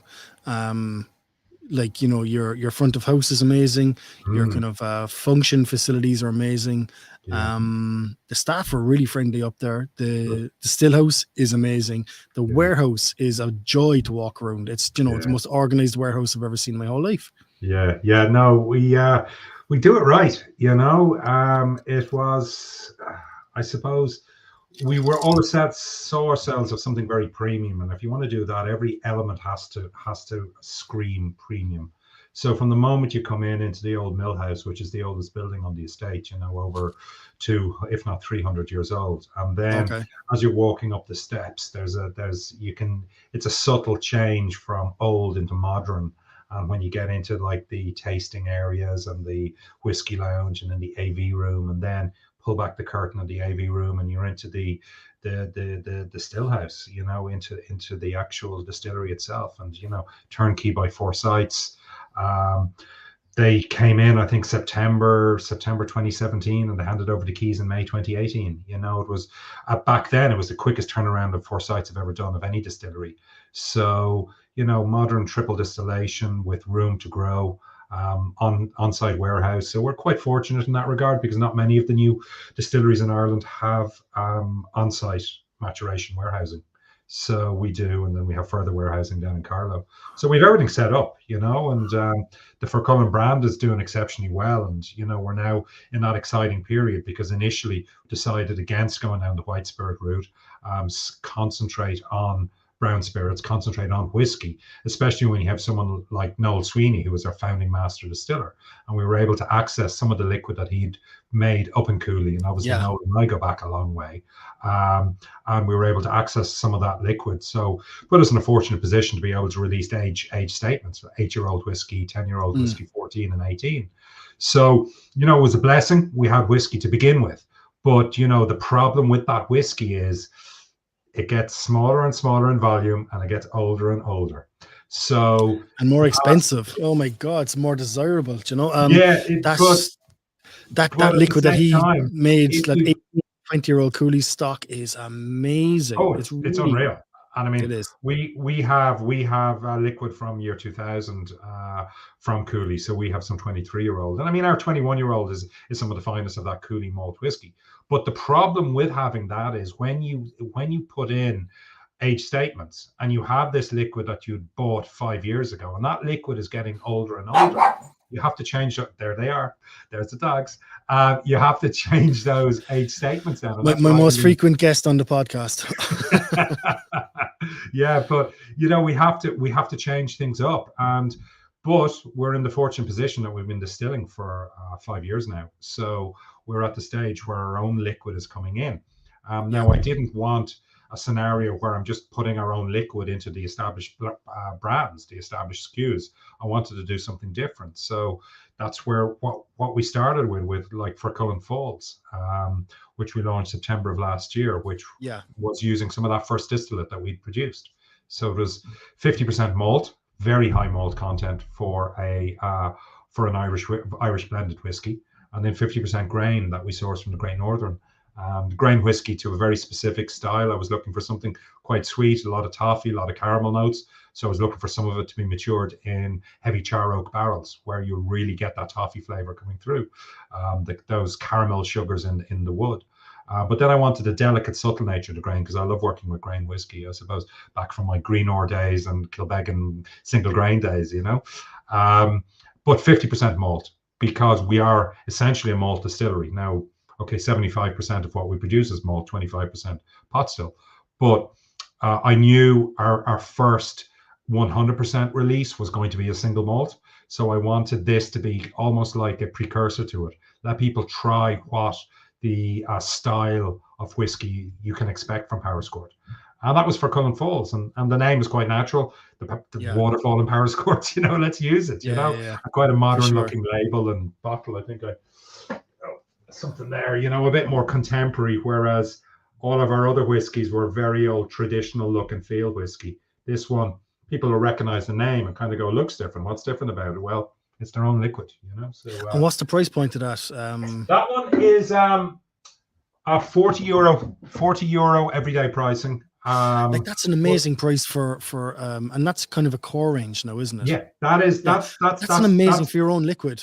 Yeah, we're going to have that forever. You know, one of my things is I'm certainly when it comes to releasing whiskey, and I think if you look back in my career and some of the brands that I've launched over the years, I like to make whiskey affordable. You know, obviously we're not losing money at €40. You know, we're happily making good margin on that. But I want it to be affordable. Now, when that's on discount, it's down to 35. When that's at 35, that's just, you know, value for money. You can't get better. That is amazing to have a new signature profile on the market of Irish whiskey at that price point. Like, you know, lads are taking bets in the background there. How many times I'm going to say, and I'm going to tip my hat. I'm going to tip my hat to that one for sure. That's an amazing price point, you know, for an own distillate on the market compared, you know, to other own distillates at that age. Because others, you know, they really do set a premium on that. But I think maybe you're looking more at the longer game. We're looking, thinking, okay, lads, we want you to know what our signature profile is, and we want you to come back again and again to try that. Exactly. I've always looked at a ladder approach when it comes to whiskey and releasing of whiskey. So you need a few different steps on the ladder. You need something at the very top, but you need something at that first or second rung of the ladder, both in flavor profile but also in price point. And something like that to make it like 35 to €40, depending where you get it. In the US, $30 to $35. You know, it people will come back to it again and again. It becomes part of your regular purchase rather than your special purchase that sits on a shelf. And I think that's very important. And when it comes to our single malt, which we launched just a month ago, yes, that is slightly more, but that is a few rungs up in the ladder, both in flavor profile, but also in price point. So it's €55. You know, everyday pricing €55. And now I know a lot of people in the industry I've heard were absolutely cursing John Cashman for releasing their first 100% distilled liquid at €55 because we've set the bar now. That's what a 4-year-old Irish whiskey really should be, you know. So and at that price point, again, we're happy with it. And the consumer is happy with it. And more importantly, the consumer is loving the flavor of it, you know. So I think it's a version of that I sent you. I've actually forgotten what I sent you. So what you sent me was a little bit special, and we'll get to that in around 3 seconds. Okay. But I do really appreciate the direction that you've taken, because I'm a firm believer in any good business will make the customer going away with a warm, fuzzy feeling in their belly, kind of going, oh, that's brilliant, I want that again. And I think that's what you've done with this for Cullen release. And I love how you said it. I love it. My favorite. I couldn't remember what I sent you. I love this. This is what arrived at my doorstep. It was brilliant. I was there like, oh, mate, that's I want to keep that. Like, you know what I mean? And tell people who the courier was who dropped it to you. Head distiller. I got a head distiller to my door. You know, how have you found the transition from the legend, you know, to the head after poaching the head distiller? Amazing. Talk to me small little about that. I suppose we were January of last year. Noel Sweeney left the company from day-to-day operations. He's still a director of the company, but he left as head distiller or master distiller. He is one of only a handful of master distillers in Ireland, you know, master distiller and master blender, absolutely. You know. So myself and our leaving, by the way. Okay, yeah, myself and the general manager were really putting our heads together, and we made a short list of candidates that we wanted to speak to for the role. And what we were really looking for was someone in the next generation, someone who's really top of their game, someone who has proven themselves, but really it wants to make a statement in the world of Irish whiskey. And we thought we could offer that person a really good opportunity with a Forsyth's distillery, a brand, hopefully, you know, great provenance, great liquid, like to think good people in the management, you know, that we can really support the right candidate. And there was only a handful, and everyone we spoke to was interested, you know, which is the first really positive thing we got. And then, you know, we met with Paul Corbett, and Paul has proven himself wherever he's gone. And, what a catch. What a catch. Yeah. And Paul, for the past, not this year, but the 2 previous years, he was highly recommended in the Whiskey magazine, Master Distiller and Blender of the Year. He lost out year 1, I think, to Kevin O'Gorman. He lost out year 2 to Noel Sweeney. He won it this year, Master Blender, Master Distiller of the Year in Whiskey magazine. But I think he has that plaudit to his name. Didn't he? They win the Clonakilty. So Paul used to be with Clonakilty Distillery. Yeah. Didn't they win Best New Make 2 years ago? I think so. You know what I mean? And that was that's Paul's. I mean, that's an amazing accolade to get as a distiller. Yeah, absolutely. And you know, we were trying his liquid. I was keeping an eye on what they were releasing, and it really fitted in with where I wanted us to go. So yeah, we were delighted with Paul. Paul came on board July last year, almost a year ago, and you know, has really shaken things up. You know, we've given him leeway to experiment to a certain degree, but you know, bread and butter, we need to be making malt whiskey, we need to be making pot still. But he's brought that brewer's approach to it.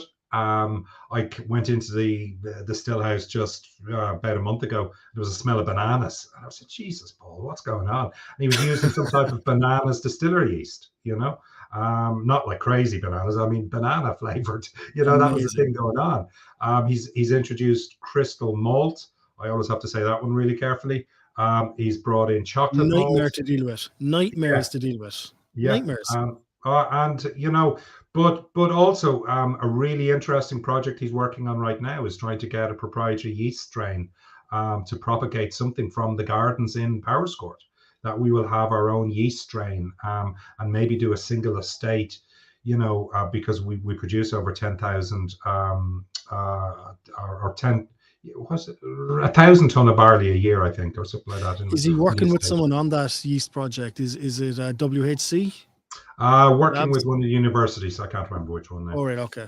So because I know WHC labs are very close to you. Sorry, I missed that. WHC labs are very close to you Okay. in Wicklow. Phil Nutt is one of the yeast experts, we'll say, in the country, and I'd love to do an actual chat with him, and I hope to do a chat with him very soon, you know, and explore yeast, because I think it's one of the kind of it's one of the silent giants in whiskey flavors, you know, that people don't really talk about or explore enough, you know.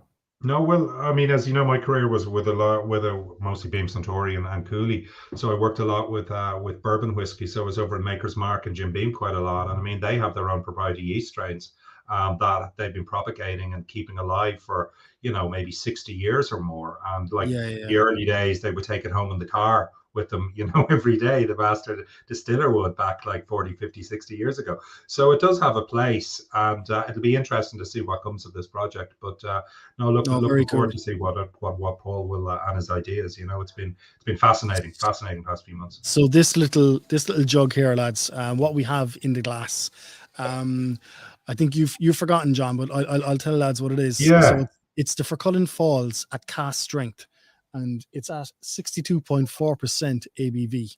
So I'll correct you there. It's probably the single malt.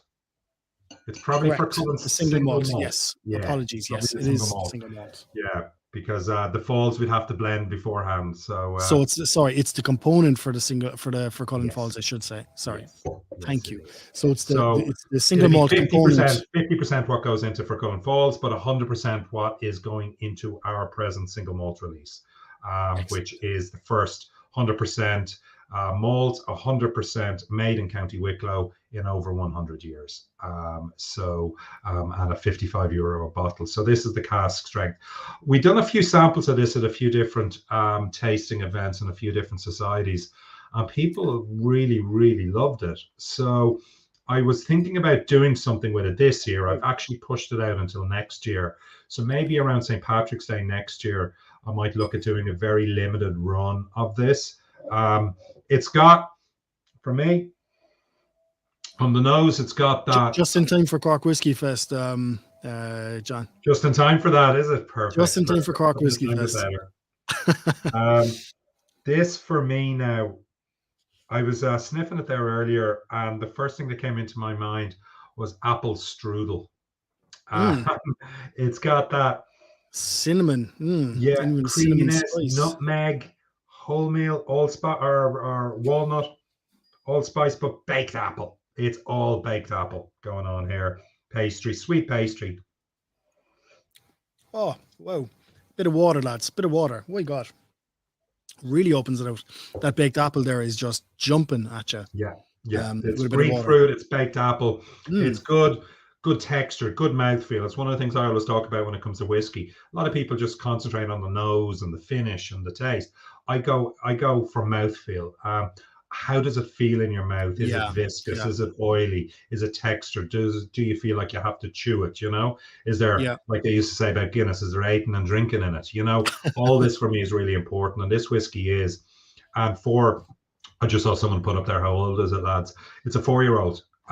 This is 4 years of age, but it's got the complexity and the texture of something that is significantly older. And that's down to it's classic Noel Sweeney distillate. That light fruity style of whiskey that he would have done up in Cooley and then continued with us. But lovely oil. It's so mouth filling. Whoa, my God, it really is. Quite buttery. That's really good spirit. Fair play. And I Yeah, and this is the single malt is 46%, and this is. I'm guessing, I don't know if he wrote it on yours, but I'm guessing 62.4. Yeah, the sample I have is 62.8. So 62. Amazing. Strength, but it's quite drinkable at 62. You have to say. Absolutely amazing. Look, I mean, I'm a fan of Fore Cullen. Your 20-year-old stuff. Oh my God, it's amazing, the Cooley spirit.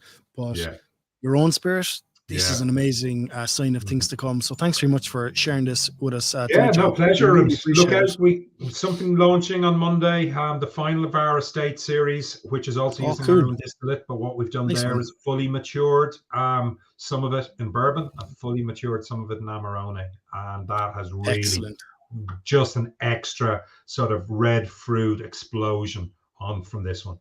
So glad people enjoyed. Amazing. Thanks very much, John. I appreciate your time tonight. And I hope to see you very soon again. Absolutely. And I'll see you down. Maybe next time we'll get to share an old pint and a wee drop as well. We all seem to be kind of crossing each other in the night. Yeah. There's a lot of that going on. We'll find a long stool there some night very soon. Brilliant. Thanks, Laurie. Thanks, John. I appreciate it. Thank you very much. Cheers, lad. Amazing things to come from Powerscourt, my favorite bottle of the night, lads. Amazing things to come. Right, so next we are going to I'll just get myself in order here, have another song. And the next song we're going to have is from JP. Cheers for that, Larry. Time for another old tune. This is a song that normally gets pulled out, played about 2 or 3 in the morning when there's plenty drinking, an old wedding or an old sing song. This isn't even a song really, it's a mashup and there's a bit of crack, so I hope you enjoy it.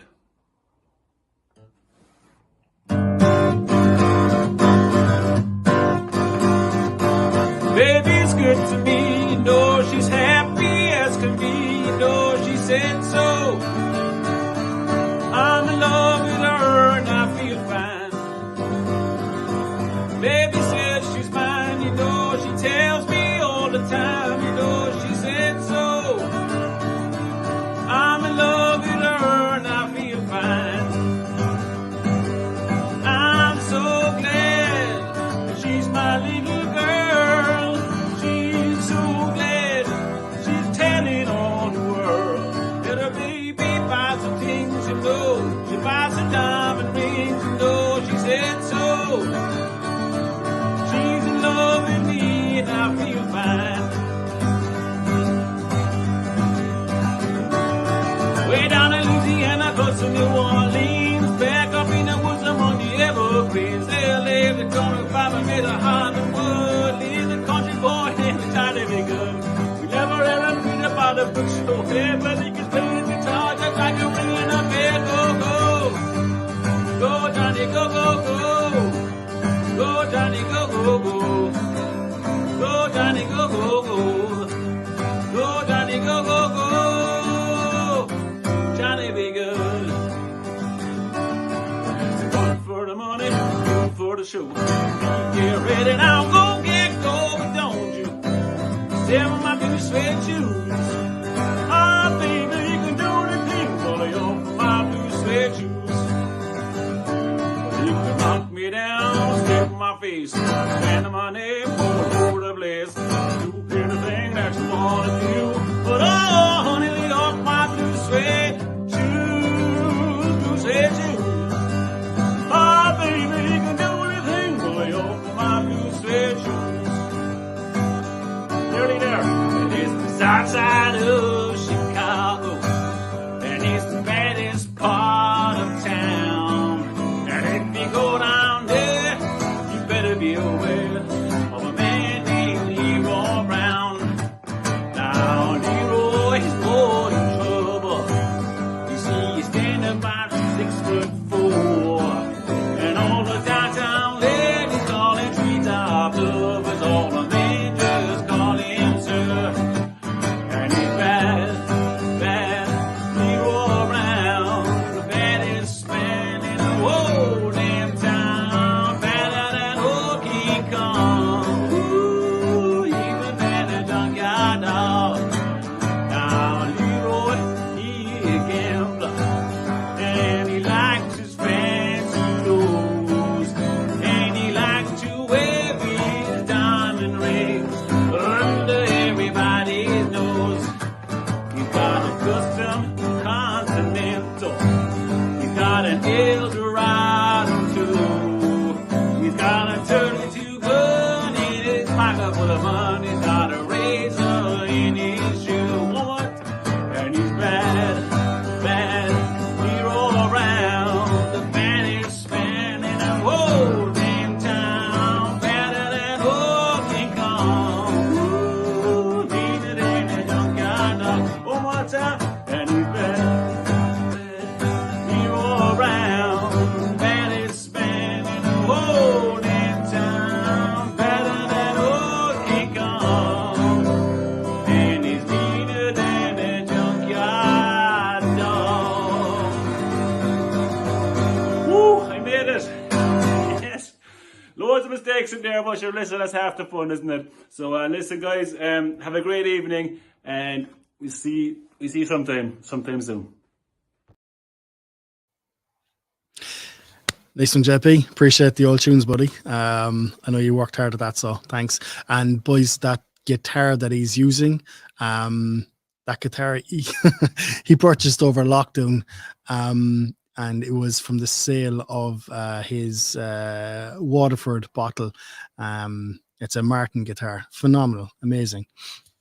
Right, so next guest we have up is Ollie Girk from County Westmeath, above in Fore Distillery. I visited there a couple of months ago, did a podcast with Ollie, and Ollie's producing poaching and rum up there, golden rum, white rum, and a poaching. And I rang him up and I said, do you have anything that nobody knows about yet? And he said, I do. And that's what we have tonight. So I'll let Ollie explain what it is, and I'll bring you in there now in 2, 3, 1. Ollie, what's the crack? Laurie, how's it going? I'm good. Do you have any light at all in that room at all? You look like an old art canvas. Oh, jeez. Well, I put on some light. Will I? Hold on. Do put on some light. We can't see your face. Sorry, your beautiful face. Yeah. That's all right. That's all right. The distillery above in Fore is amazing. I mean, there's a cafe there. You can visit the place, have a cup of tea in Old Bun, go up and look out the beautiful glass first floor out across the valley and up the mountains. It's gorgeous. Right, let's see. Can I turn back this way? There you go. Yeah, exactly. Get away from the old windows and we can see your face then, Ollie. I thought the window would give us more light. Yeah. How's the form? Are you well? Not too bad, Larry. Good show. Thanks very much. I appreciate you coming on tonight. Yeah. Fair play to you. Good music and all. Yeah. I know JP and Paulie, they're brilliant, like, in fairness. I'm blessed to have such talented buddies, in fairness. Good stuff. What's the crack? Tell everybody, so Ollie, who we are, what the distillery is about, where it is, and let us all know about Fore Distillery, which I think is a very exciting distillery in the kind of Irish whiskey landscape, spirits landscape. Yeah, so we're very new, so it's only going, less than 2 years. We're up in North County Westmeath, close to the Cavan-Meath border. A little village called Fore, lovely little spot. There's everything, like they used to be an old abbey where the monks, at one stage there was 300 monks taught 3,000 students, but you don't find that many people around here anymore. But so I think we're only the second distillery in Westmeath. Kilbeggan is the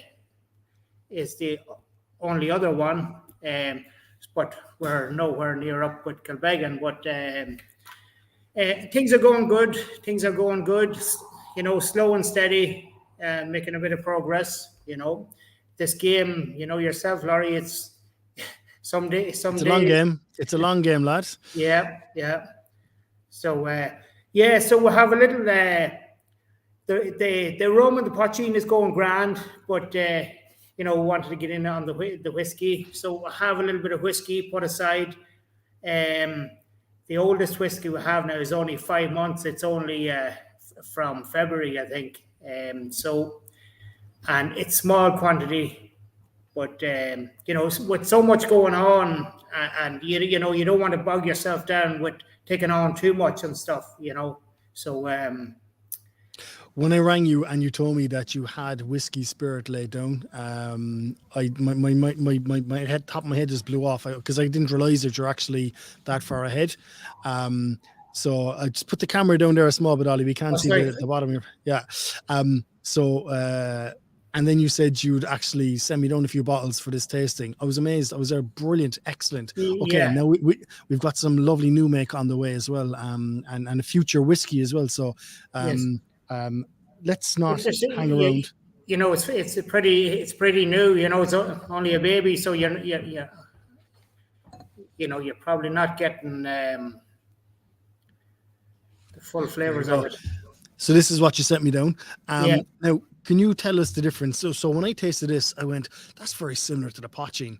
And then you told me the difference between the poaching mash bill and the pot still mash bill. So can you just maybe tell us what the poaching mash bill that you're distilling above in Fore Distillery, and then tell us the difference between the pot still mash bill? Yeah, so it was very similar, but there's a few differences. It's a little less malt, or it's a little less unmalted. So it's 20. So You're on the poaching now, right? Or no, sorry, the poaching or the so No. This is the whiskey spirit. the whiskey. So the whiskey is 30% unmalted, 65% malted, and 5% oats. Why 5% oats? Why did you go down that direction? What drew you there? I wanted to kind of give it a little kind of a sweeter, taste to it. I thought the oats might do that, bring it the kind of a banana kind of flavor into it. So I know at the end of the day, you're bang on with the banana. Absolutely. Yeah, amazing. When that gets enough time in the oak, a lot of it that is going to, disappear, and you'll still hold on to a certain amount of it, but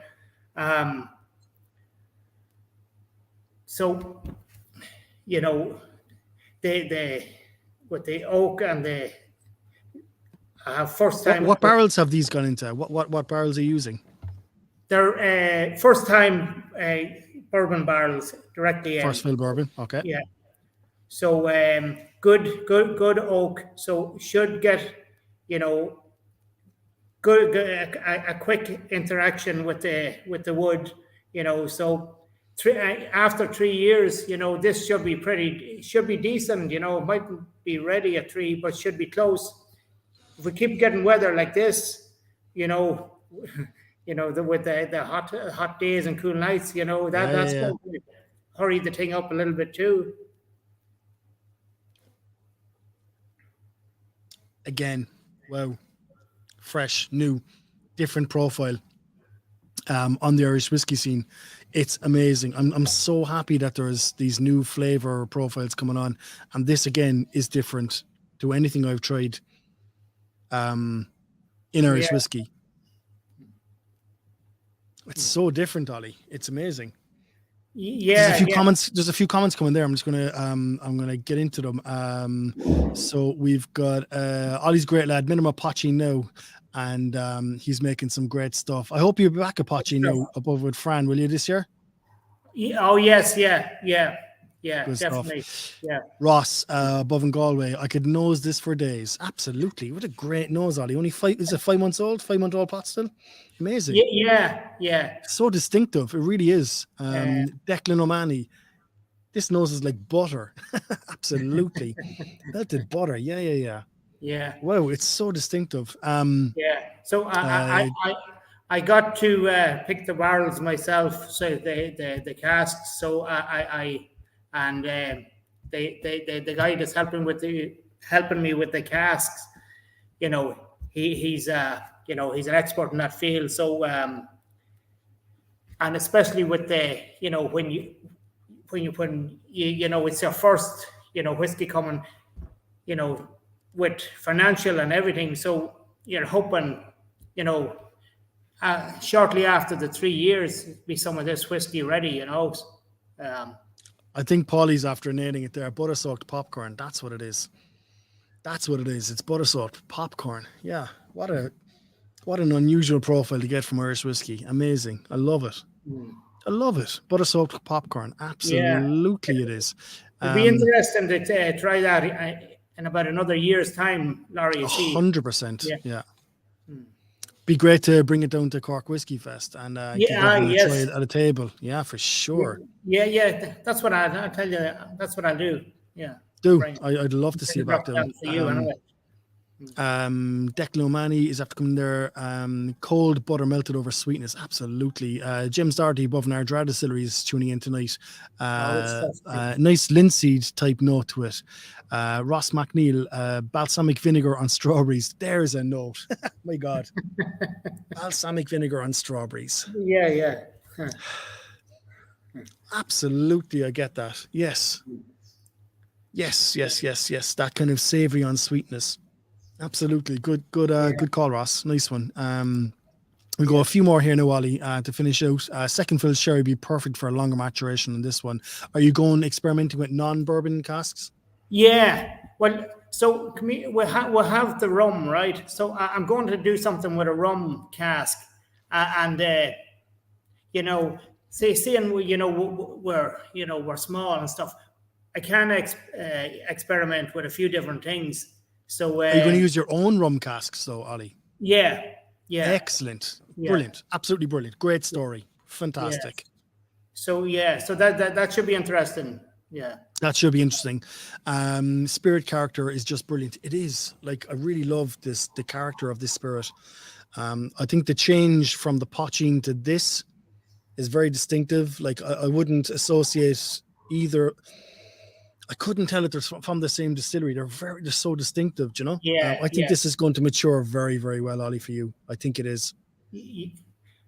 I really do. People are loving it here, lad. People are loving it. Crahor, definitely getting that balsamic vinegar on the palate. Paulie Costello would love to see this in sherry. Keaton Boland, I get dark chocolate pudding notes in the finish. The mouthfeel contributes. There is a great mouthfeel to this spirit. Yeah, definitely thinking about the sherry. All right. Yeah. Oh my God, it would so complement so well. I'm not a fan of sherry finishes or maturations. I really amn't. Yeah. I prefer port, but I think, oh wow, yeah, that would definitely improve, or would be complemented by a sweeter sherry note. Absolutely. Yeah. Last one here from Ross McNeil. So, wow, I'd balsamic vinegar on the nose, but just tasted it, and yes, on the palate too, gorgeous. And last one, so Philippe Nunez. No, actually, I've seen another comment in there I'm going to bring in a second.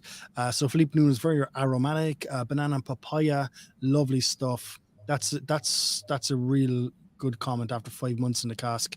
And I'm going to leave you with this one, James Darty, above an Ardara Distillery. How long is the ferment on this? That's an interesting question. Yeah, the ferment is pretty quick, so I don't let it hang around. So it's it's 5 days, but 4.5 days.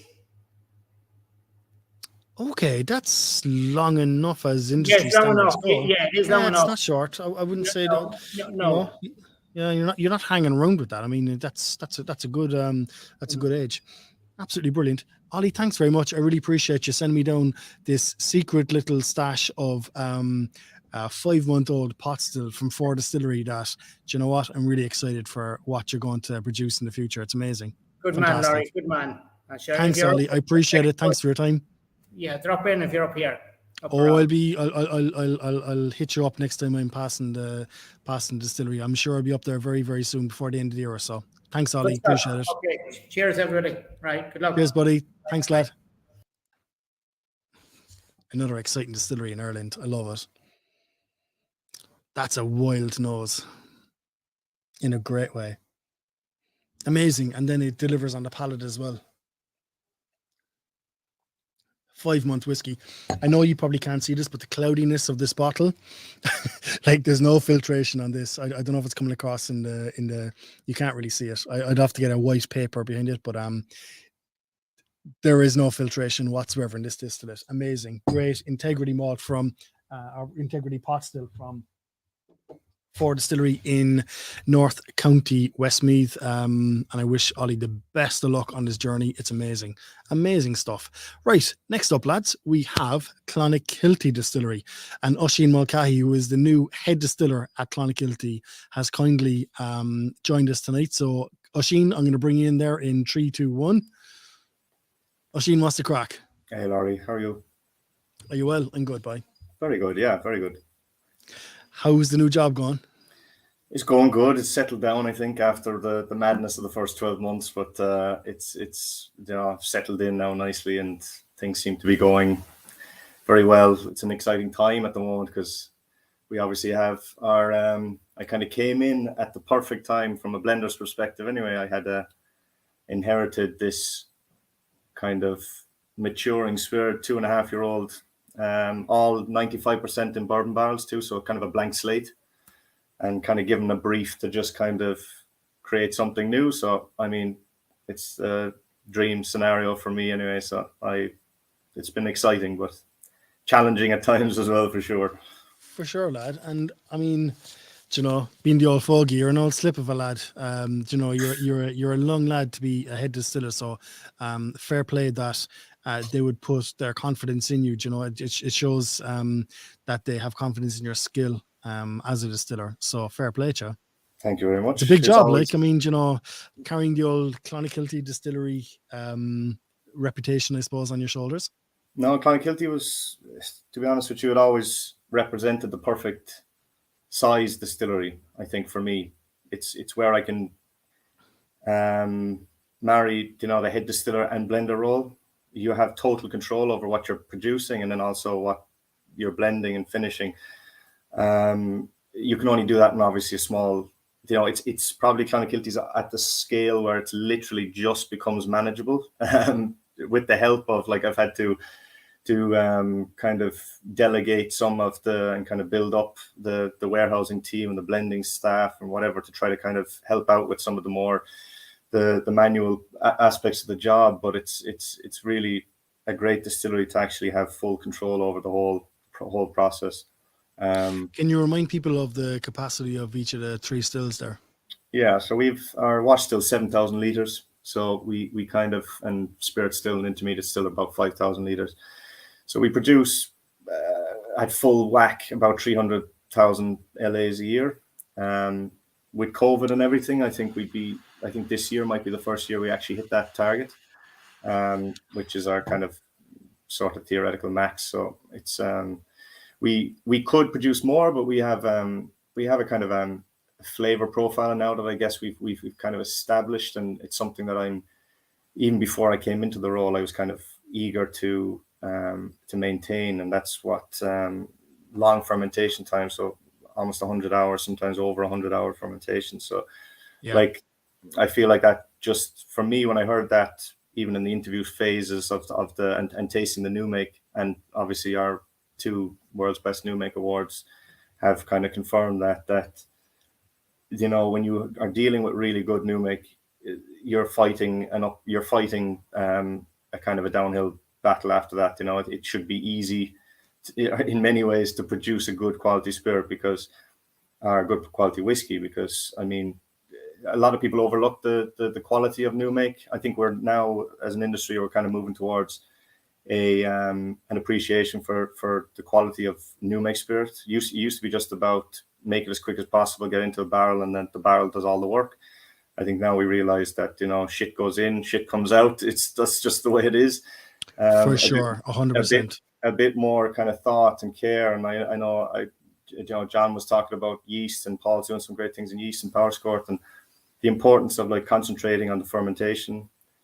For me, I think from my brewer's background as well, is just, you know, you really learn that from the brewing side, that it's just the importance of the flavor congeners and the creation of esters and all that sort of stuff just helps to create just the much more complex whiskey down the line. Straight away, Jim Doherty's after asking a question there. Dedicated to pot still, so Clonakilty, is that the direction of the distillery going forward as far as you're concerned? Do you know what? I think from my perspective, and I think this has always been the kind of case that that's always been the kind of, we haven't produced anything other than pot still at the moment. Yeah. But I wouldn't, from my perspective, and I don't know if this is going to be the case, but I'd love to make a malt. I'd love to make a double. Would you? Okay. Malt. It's just like, we obviously source malt from for our port cask, our double oak, and our galley head and stuff like that. For me, I would love to see a stage where we, with the exception of our grain, because we don't have columns, we can't produce grain, but I'd like to get to a point where anything we can produce ourselves, we do produce ourselves, and that we essentially move towards that kind of Clonakilty own kind of standard. So I would love to make a malt. It'll always be a very small amount compared to what we do pot still. So like not even 10% of what we produce, but I'd definitely be open to exploring different products down the line. It'd be interesting to do that as a blend component. I mean, to do a writer's tears, Clonakilty writer's tears, or like a high pot still, but with a malt component, and be able to say to people, yes, it's a blend, but this is actually a high pot still, and single malt blend, but it's all ours, and it is 100% Clonakilty. That'd be an amazing story to be able to tell, wouldn't it? Absolutely, yeah. And I think we like, we're lucky enough geographically in a position where we are in kind of Cork, and like on the border of West Cork, really, where the land is still good enough to actually grow. Like, we grow a lot of our own barley locally, and we grow, like, we would grow a lot of our own malt. Like, technically most of the malt comes from the local area anyway, from if you're getting it from one of the big malting houses nearby. So, like, we do have the potential to have a real kind of Clonakilty own, without really trying to be the whole terroir, and kind of it is that kind of, like, we grow a lot of our heritage barley locally. I've been down to the fields in Gallyhead. I've visited them once or twice. And I've actually got one of my best friends lives literally just you could throw a stone into Gallyhead from his back garden. So I know the area pretty well. It's a really beautiful area, and it's a huge addition as well to the locality as well. Having the distillery and the fields and the connection there. Especially as a Cork whiskey. Yeah. No, I think the story is perfect. The location's perfect. The warehouse right on the edge of the sea. Like, I mean, it's a kind of it's a tried and tested kind of marketing story, but I mean, it's the truth. If you're ever up there in the winter and it's blowing, you literally can't open the curtain of the truck to load casks, because the truck will fall over. The wind is so strong. So no, I've been to the warehouse, and it is very close to the edge. I mean, it's a few hundred meters. You are up there in briny sea salt, windswept territory there for sure. Yeah, no, definitely. And I think we can taste that in the whiskey as well. Like, I mean, there is a sort of a saline kind of quality to the spirit. Like, it's crazy. You don't taste it on the new make. New make is just, makes sense obviously, but the new make is, for me, red berries, red currants, kind of very, very fruit forward, but not barley kind of fruit. It's more the berries. You get a lot of berries from it. And Crowhurst after putting in a very interesting comment there. He said the palate is nowhere near as aggressive as the nose. So on the nose, like, I mean, I don't know if I'd call that an aggressive nose, to be honest with you. I wouldn't characterize that as aggressive. But on the palate, I mean,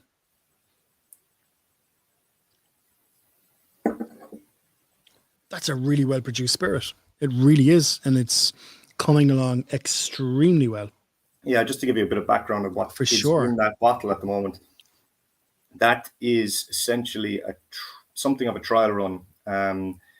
Obviously, as you know, we're getting close to releasing our own single pot. Sorry, Oisin, can I just cut in there and actually tell people what's on the label here, the bottle of what they're tasting? So this is a single pot still. It is 2019 pot still, finished in a combination of Muscatel, PX, and Virgin Oak. It's at 46% ABV, and it was drawn on the 24th of May 2023. So how old is this actual distillate? Because this is whiskey. Yeah, it's literally it turned 4 in June. Oh wow! So, okay, yeah, very cool. Yeah, so the end of June, probably. I think there's a mix kind of May. So this is 3 years and 11 months old, essentially. What's in people's glasses? Amazing.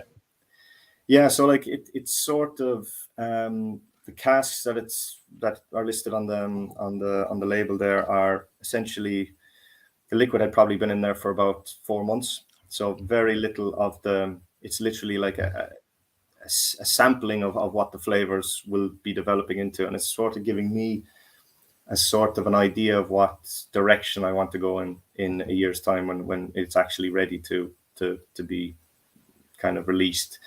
So I'm kind of filling as much as I can and seeing what works, what flavors work together, what kind of accentuates the new make, or what accentuates the character, the distillery character, which has really already become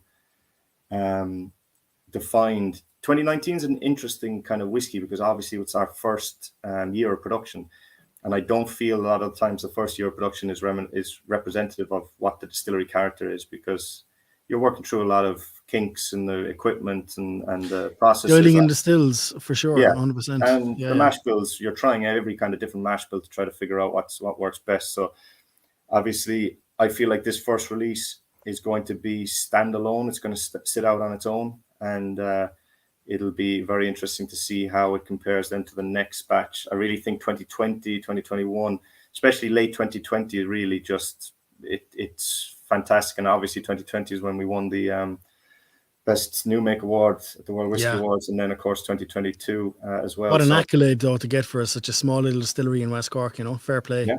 No, definitely. And with a very basic mash bill too, like, it's malted, no malted barley. There's no additional adjuncts or anything in there. We're hoping we actually don't have the ability to add anything special to the mash bill at the moment because of just the way our mill is set up. But we've kind of, since I've came in, we've added some new hoppers and things to that, so we can add in some rye and oats and whatever else. So we'll be definitely experimenting as well. Excellent, nice one. Well, that's great to hear that. That's where your direction's going. Oisín, thanks very much for your time tonight. I really appreciate it. This is a cracking sample to have in people's glasses tonight. I hope you all enjoyed it. I am enjoying this. I'm actually going to put this glass aside to come back to it because the complexity in it is amazing. I know people really are getting that briny taste and nose from it as well, from the maturation, where the maturation warehouses are. So it is coming across in the distillate. So Oisín, look, I hope to come down and visit you very soon as well, buddy, and have an old chat with you maybe. Maybe we might do an old podcast as well and have an old chat about where Oisín has come from and where he's going with his direction in Clonakilty Distillery. Yeah, definitely. Yeah. Absolutely. Cool. No problem. Right, Oisín, thanks for your time tonight. Appreciate it. Cheers for sending everyone this sample in your glass. And we'll chat you very soon. And best of luck with the rest of the year in Clonakilty Distillery. Cheers, Lloyd. Thank you very much. Nice one. Thanks, Oisín. Cheers, lad. Bye-bye. Appreciate it.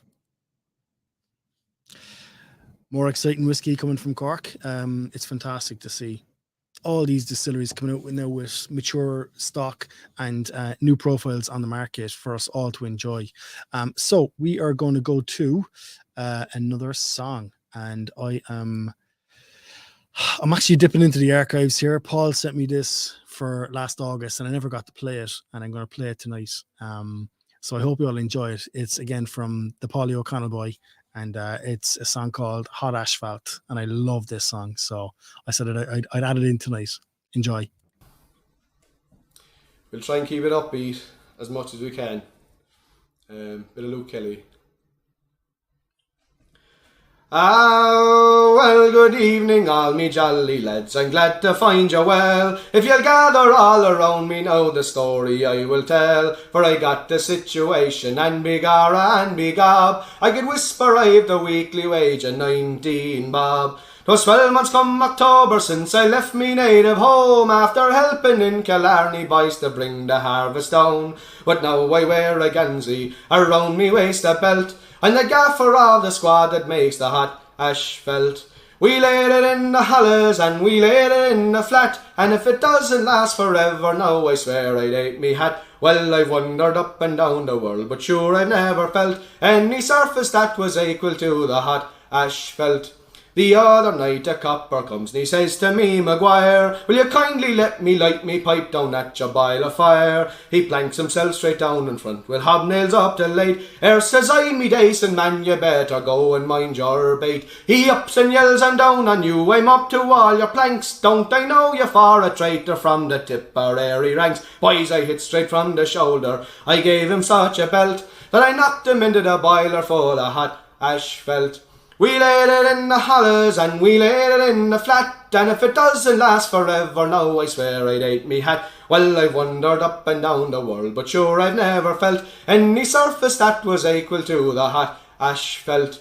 We quickly pulled him out again and threw him in the tub, and with soap and warm water we began to rub and scrub. The devil a thing it hardened, it turned him hard as stone, and with every other ruction you could hear the copper groan. I'm thinking, says O'Reilly, that he's looking like old Nick, and burn me if I'm not inclined to clave him with me pick. And now says I, it would be easier to boil him till he melts, and I stirred him nice and easy in the hot asphalt. We laid it in the hollows and we laid it in the flat, and if it doesn't last forever now I swear I'd ate me hat. Well, I've wandered up and down the world, but sure I've never felt any surface that was equal to the hot asphalt. With rubbing and with scrubbing, sure I caught me death a cold. For scientific purposes me body it was sold in the Kelvin Grove Museum, me boys, and hanging in me pelt as a monument to the Irish making hot asphalt. We laid it in the hollows and we laid it in the flat, and if it doesn't last forever now I swear I'd ate me hat. Well, I've wandered up and down the world, but sure I've never felt any surface that was equal to the hot asphalt.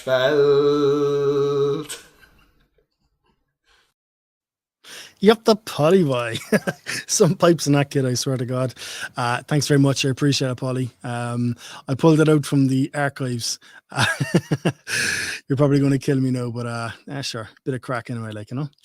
So next up, boys, we've got Boann Distillery, an exciting distillery. Visited there recently, and an old neighbour of mine, Stephen Randall's, one of my boys, from the south side of Cork. Another sorry is up there now, and he is going to come in 3, 2, 1. Stevie, what's the crack, boy? Larry, how are they all down in Cork? We are kicking it, boy. We're flying it tonight. Loving life down in Glanmire. How is Tricks with you? Very good. Yeah, I'm impressed. There's people still standing at this stage. There are it's still quite people standing. an extensive and impressive lineup you've put together.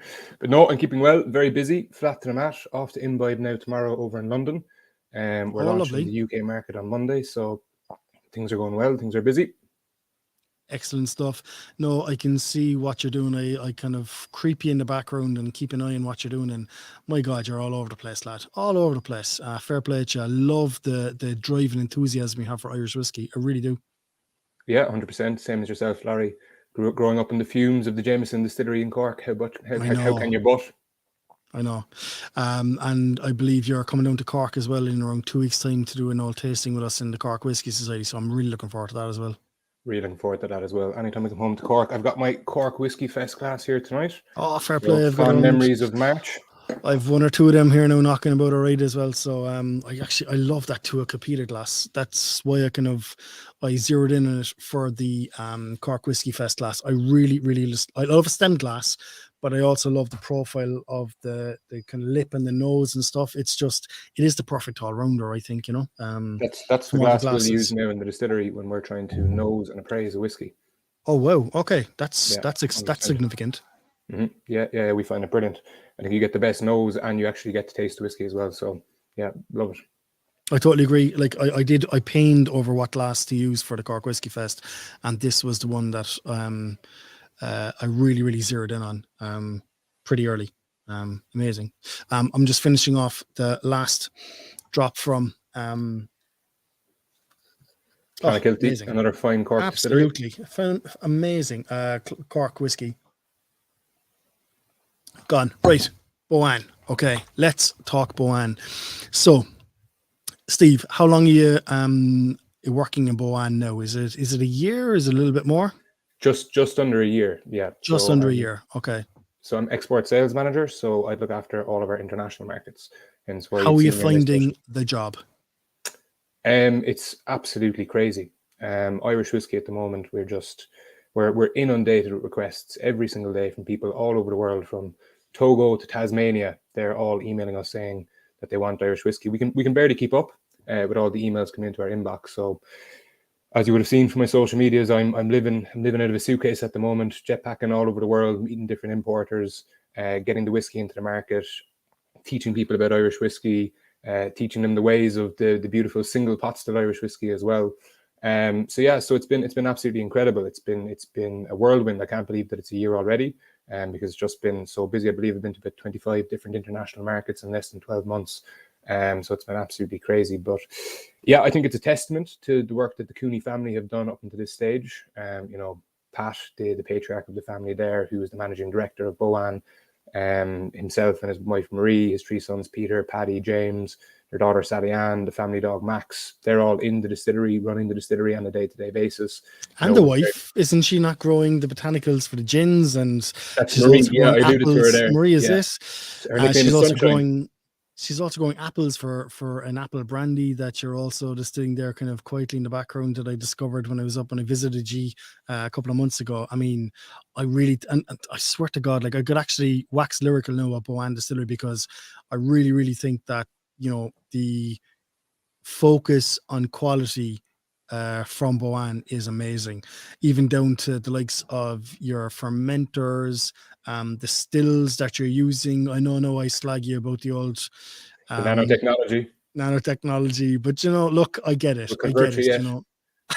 You won't, but I do get it, and I understand why you think it's important. And I think, and essentially I'll just explain to people that nanotechnology that Boann talk about is essentially dimples inside in the copper, instead of smooth copper in their stills, and line arms and head, it's dimple. So what you're talking about is basically extra copper content, and I appreciate that. I get what you're trying to do there, and I get, you're trying to refine and what would you call? Well, you're creating a larger surface area, and you're removing more of those sulfurous compounds. So you're creating kind of a more pure style of distillate, more refined. Yeah. No, for sure. But I do like the fact that you actually are doing it and trying different things, trying to innovate and trying to see what works and how to improve and make the best Irish whiskey out there, essentially, Yeah, well, I think we're all whiskey fanatics up at the distillery. Yeah, I know. And in relation to like innovation, we're constantly innovating. Like we're set up specifically to make single pot still. We do make about 10% single malt per annum, but that mainly is to go into our Whistler brand of whiskey. I didn't know that. No, that's a revelation. Yeah, it's a very small amount. So the Whistler up until this point has been predominantly sourced, but we are distilling a small amount of single malt that will go into the Whistler range. But everything that's bottled under the Boann brand will be high-end, luxury, premium single pot still. Very cool. Predominantly focusing on mixed mash bills. So we've done over 45 different mash bill recipes up until this point. You touched on the nanotechnology that we've got in our stills. We've also actually got reflux coils on the neck of our intermediate and our spirit stills, which actually allow us to control the level of reflux. So of those 45 different mash bills, a lot of those we would have distilled using to make a heavy distillate. We would have created a heavy distillate using a light style of reflux, or a light distillate using a heavy style of reflux, or a medium style of distillate. So basically, you have 45 mash bills distilled in heavy, medium, and light. So you have 135 different distillates essentially there that we created. Crazy. Like when you compare Blackwater. I thought Blackwater were being nuts, like with their whatever it is, 32 different pot still mash bills. Like Boann, like you just turbocharge and throw an intercooler in there as well, on top, Yeah, but if you compare it to a single malt Scotch whiskey distillery that creates one mash bill and distills it one way, it's very, very different, and giving us an awful lot of, I suppose, kind of blending components when it comes to vatting our core distillates. But interestingly enough, what we're actually doing at the moment, Larry, Peter's kind of gone on a campaign of sourcing some wonderful rare casks from all over the world. So we've gone in some amazing 100-year-old Oloroso sherry casks, 80-year-old Amontillado casks, 60-year-old Calvados casks. And what will actually happen is the distilling team, as well as Peter, will actually go down and they'll nose those casks and build an aroma profile. And then they'll create a distillate using various different degrees of rye, wheat, oats, unmalted barley, malted barley. And they'll create that distillate specifically for that cask, hoping that the flavor profile that they're creating will actually lift up, accentuate, and elevate the aroma profile that's already evident in the cask. So it's kind of like a chef takes a mint sauce and puts it on a lamb dish to accentuate and elevate the flavor. That's what we're doing with our casks now at the moment. So yeah, it's incredibly exciting what's going on inside in the distillery. It's been a momentous 12 months. People are finally getting kind of taste the fruits of the labor. Being located in the historic Boyne Valley, we aligned ourselves with the solstices. So on the 21st of December in 2019, we actually laid down our very first distillate and our very first casks. On that night, we laid down about 20 different cask types, so the 21st of December being the winter solstice in 2019. And on the 21st of December in 2022, we actually bottled our very first ever Boann whiskey, which was our Boann Winter Solstice edition. Now, this wasn't actually made commercially available to the public. This was a celebratory bottling. We invited all of our importers from all over the world. We imported everyone who's helped us get to this stage as the distillery. I believe you were invited yourself, Laurie. And we actually gave everyone who came to the party a bottle on the night. 6 months later, I was invited, and I couldn't make it that night. And you very graciously held a bottle back and gifted me one when I was up at you. And I've yet to open it because I've so many open bottles at the moment. I just don't want, I see that as a special bottle, to be honest with you. And I want to find the right moment to open it. And I'll find it, and it'll probably be on an old whiskey jar or something. But I'll find the right moment to open that bottle, and I'm going to really, really enjoy tasting what everyone was talking about, 6 months a year or 18 months previous to me opening it. But tonight, Steve, you sent me down a few bottles, and I thought it was actually pretty special what you sent me down, to be honest with you. Can you tell everyone what's in their glass? So this is a cask that's very close to our hearts at Boann. So on the summer solstice, only a few weeks ago, the 21st of June, 2023, we bottled our first Boann whiskey that's going to be made, or that has been made, commercially available to the actual public. So this is our Boann Summer Solstice single pot still. It's a distillery exclusive. It can only be bought online on our online store. It's a single cask bottled at cask strength. This is cask number 12. So this is actually, we commissioned on a 50-50 mash bill. So it's 50% malted barley, 50% unmalted barley. It is aged for 3.5 years exactly in a Rivesaltes red wine cask, and you can see the color coming through on this liquid. So Rivesaltes is a style of fortified red wine from the Languedoc-Roussillon region, just north of Perpignan. And the influence that Rivesaltes red wine casks give to Irish whiskey is unbelievable. This whiskey, at only 2 years old, we actually entered into an Irish Whiskey Society tasting down in Dingle with all of the different brand ambassadors, and each brand ambassador had to taste a whiskey blindfolded. I was there. I tasted this at 2 years. Oh my God. So at 2 years old, all right. Larry, everyone said that this whiskey, they had to guess, everyone in the audience had to guess what the whiskey was. And it had to be a whiskey from one of the brand ambassadors that were there on the night. And Pernod were there on the night with one of their brand ambassadors. And everyone guessed that this was a 15-year-old Middleton trad pot, one of the components that goes into the Jameson Marrowbone Lane. That's what people guessed this was. At only 2 years old. So this is it at 3 years, 6 months old.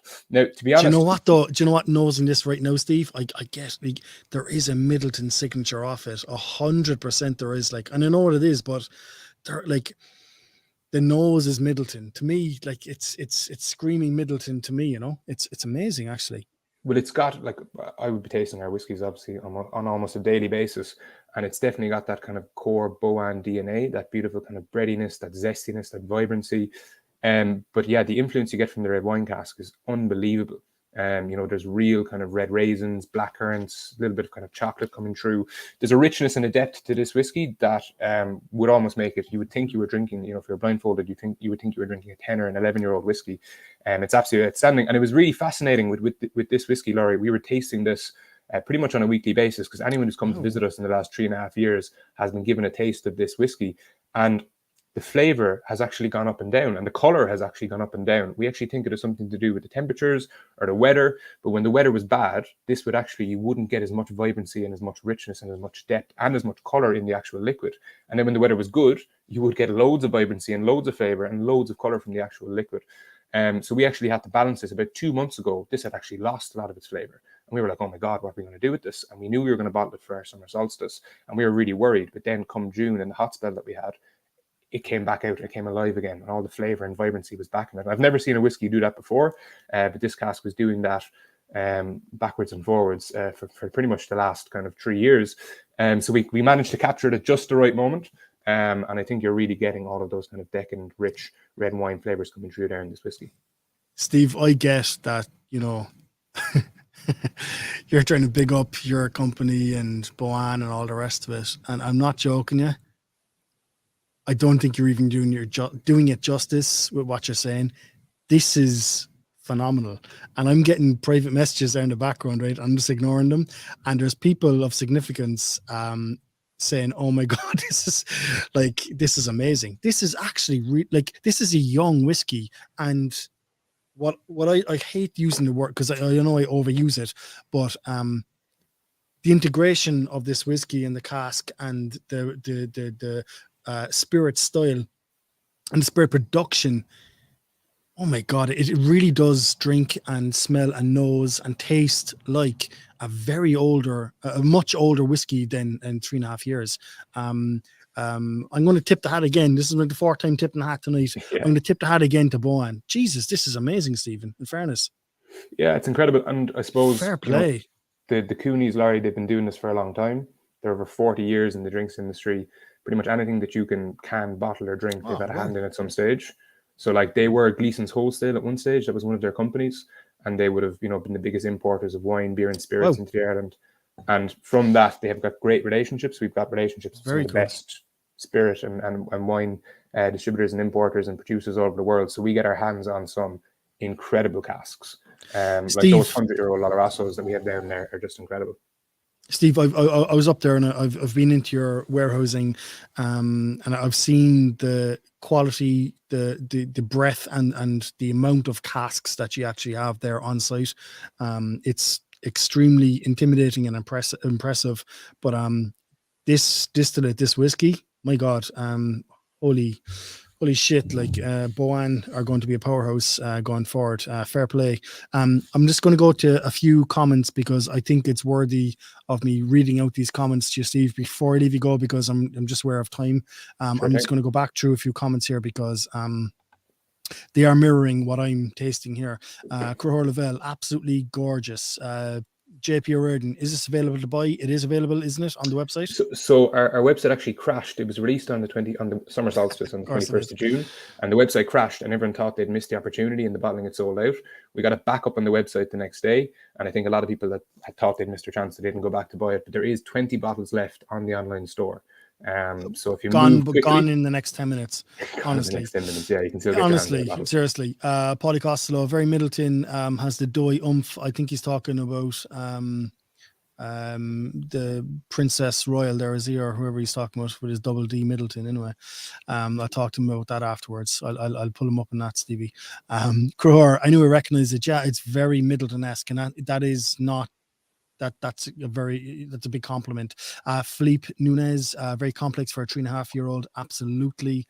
So this was matured on site. Absolutely was matured on site, wasn't it? Yeah, 100% matured on site, bottled on site on the 21st of June on the summer solstice. Tina from Germany, this is such a great whiskey. Congratulations. I will absolutely echo that. Declan, wow. Alton Finnegan, this is amazing. Ross McNeil above in Galway, who I do rate his palate, so exceptional. That's an amazing comment from Ross. Suzanne down in Clonakilty, really good whiskey here. Another comment there, crazy good. And last one for the night, amazing stuff. Steve, fair play, that's amazing. I'm really impressed. I purposefully didn't taste any of the whiskeys on the flight tonight because I wanted the same experience and the same kind of initial reaction as everyone. This has blown me away. My God, fair play. You have some really exceptional whiskies to promote over the next few years, and I hope you do it justice because this is exceptional stuff. Fair play, Steve. Cheers, Larry. Sláinte, thanks for having us on tonight. Cheers, everyone, for enjoying. Absolutely. Those 20 bottles, I don't think are going to survive the night. So get on it, lads. And when they're gone, they're gone. So 20 bottles left, as Steve says. Get on it, lads. Cheers, Larry. Nice one. I'll talk to you in 2 weeks' time in Cork. Back home, boy. See you there. Nice one, buddy. Cheers. Thanks, Steve. Amazing stuff.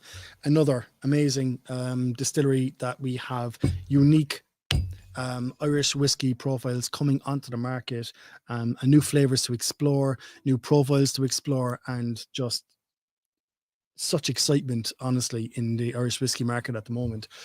So I'm going to park the Boann at the moment. We are going to go next to, if I can find it on my shelf. Oh, here we are.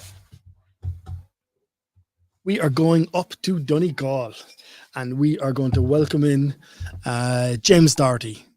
James, I'm going to bring you into the stream, buddy. Jim, how are you, boy? Well, I'm going to fall out with you if you make me follow whiskies like that again.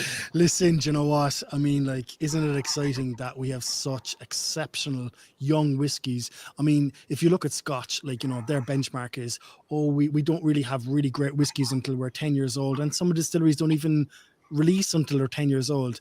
I mean, in Ireland, we've got the likes of Killowen and we've got the likes of Boann and a load of others releasing really, really young Irish whiskies, and they are exceptionally complex, palatable, good, worthy of the price tag, and really drinkable and desirable. It's amazing what we're doing in Ireland. It really is. It excites the shit out of me. Like, we've got some real opportunities, I think, as well, in terms of, you know, if you don't have to do age, then how do you build your ranges and stuff? I think you can see tonight, you know, people looking at all sorts of different ways to open up their range to take to market, and it's super exciting. So it's brilliant, isn't it? It really is. Like, I'm so happy that, you know, I've been exposed to this over the past couple of years, that I've discovered Irish whiskey, that so many people are willing to engage with me on my small little platform and share these amazing things with the community. It's, you know, it's really exciting. It honestly is. No, I mean, you talk about sort of where Irish whiskey was like 5 or 6 years ago and where it is now, you know, maybe a decade ago and where it is now. That, you know, there's a goose about to lay golden eggs, and it's starting to lay now when you're starting to see these whiskies come to market with real kind of distillery DNA associated with them, and an ability for people who like different things to find different things. I mean, I'm intrigued because there's a lot of stuff being done by a lot of people. Will people coalesce around core identities and stuff? You know, we certainly have already, and I'm kind of intrigued to see where that plays out over the next 5-10 years. It's going to be exciting. I think one of the most exciting developments in Irish whiskey is your distillery, and the fact that you've chosen to focus on peated or smoky or turfed. I know there's a few people have preferences for the word. What do you prefer to describe your distillate? So we tend to use smoky. I mean, at the moment we really only talk about silky out in the market. So we talk about silky being a sort of journey in smoke. I think how we'll speak about Ardara and actually the new one that come out from Sleeve League that's sort of due out next month will be probably slightly different. But I have a horrible feeling that the Scots just own the word peated. If I give you a good example, we tried to get into Pennsylvania 4 years ago, and when we saw the buyer at in the PLCB, he just went, no, we're leaving peated to the Scots, and it was just a language that, you know, and it was kind of, and I was really frustrated. Now we've kind of finally got him in line, but and they've listed us. But so I think we talk about smoke as a flavour generally, and then I think we should use turf, because we don't really use the word peat here up in Donegal. Certainly, you know, we would talk about burning turf, using turf. So we'll use turf more often and smoke as the output, the piece that people kind of taste, because everyone loves barbecues. Everyone loves that kind of warm, comforting. You've got a cigar on the go, for crying out loud. So there's that kind of smoke piece, and the flavors of those smokes is something that people get. And I think that's easier for people to get their heads around rather than peat, which is something you dig up from the ground and then you burn. And and I think if you think about the parallel with Scotch and the guys that use all that kind of TCP, iodine, seaweedy kind of tastes, which we kind of avoid and deliberately cut out in the Ardara, then I think we need to find a language of our own. And I think also pot still needs to find a language that's easier for people to understand. You know, we get it because we love whiskey and we're in the category, but pot still's hard enough to get your head round language-wise generally, I think, as a drinker. And then for us to layer on top of it malted peated oats, all that kind of stuff is just going to get, I don't know whether the language should be much more about multi-grain distilling rather than a kind of pot still as a word. So I think there's a bit of work for us to do as an industry and as brands to try and make it, not dumb it down, but just make it easier to understand. I completely agree with you, and you know I've heard a lot of kickback, and I receive a lot of pushback when I start saying, oh, I think we should be talking about our smoky malts and pot stills and distillates and spirits as turfed, and they're going, yeah, but like the Americans won't understand what turf means, the Europeans won't understand, the Asians, the this, the that, the other. Okay. But like, is it not up to us as an industry to educate them on what turf means? Because in Ireland, if you say the word turf to anyone, everyone exactly, like every single person in this country on this island knows what turf means. And it's unique. I mean, no one else calls turf, you know, other than the Irish. Okay, let's distinguish ourselves. Like, you know, I think the Scotch whiskey industry has nailed the phrase peated, you know, and when someone says a peated whiskey, everyone goes, oh yeah, okay, I'll taste the Scotch. And I've heard so many times of people reference, oh, an Irish Scotch, and they're kind of going on what they're actually saying is a smoky Irish whiskey. That's what they're saying, but they've associated the word peated with Scotch. And I think we do need to distinguish ourselves in that, in the same way that we need to, you know, big up, talk about, explain, make people understand, educate them on what pot still Irish whiskey is, because it's an amazing distillate style. And I think that, you know, the word turf, it means a lot to Irish people, to the Irish diaspora, and all we need to do is educate the Irish whiskey drinking international community on what that word means, and it means smoky, and it's not peated Scotch, it's turfed Irish, you know. And I really think, and I know it sounds, you know, I know it sounds fantastical, but I really think that, you know, we should be pushing that word as a unique identifier, you know, for Irish whiskey. I really think there's something in that, you know. I really think. Yeah, I think you're right, Laurie. And there's something in there as well about, you know, we're finding, you know, particularly with Silky is out there, right? So, but Silky in the US, Silky in Australia, Silky in France, where do we merchandise ourselves? If we put ourselves in Irish, the generically Irish category is associated with sweet, smooth, easy. We're not. So, you know, where do we stick ourselves on a shelf? Fantastic, Con, thank you. But you know, and actually telling our story on shelf. I like this comment better. Yeah, unfortunately, it doesn't pay the bills, Con. So you know, it's you know, we've nailed our colours to doing something that we think is very true to Donegal. I would argue that all Irish whiskey was probably peated originally because there's very little coal on the island.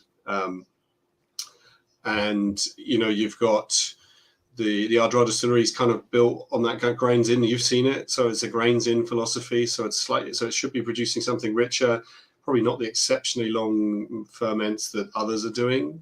So you know, we're at 72 hours, so we do get fruity spirit because you know what you've got in front of you is a single malt, which is the fruitier of our expressions from Ardara. It's not. The pot still is oilier, spicier, and everything that you'd expect. But we've got massive. I think we're 20% oats, which is a kind of scary number for some. But it drinks incredibly differently, as you know. So, but this is the single malt, basically just over a year old in bourbon.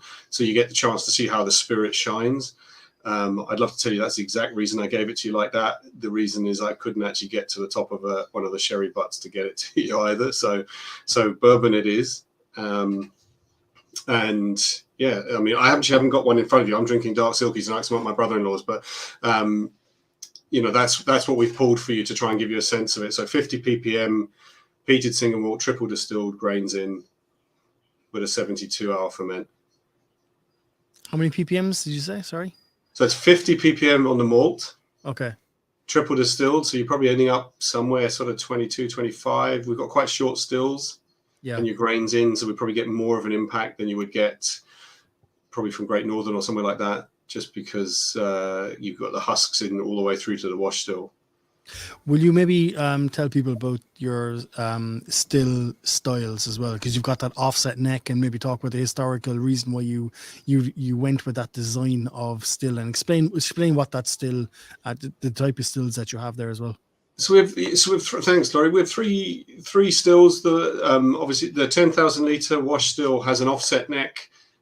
Historically, Irish stills got so big they had a big rummager that was driven through an axle that was driven through the centre, and so you had to move the neck off to the side.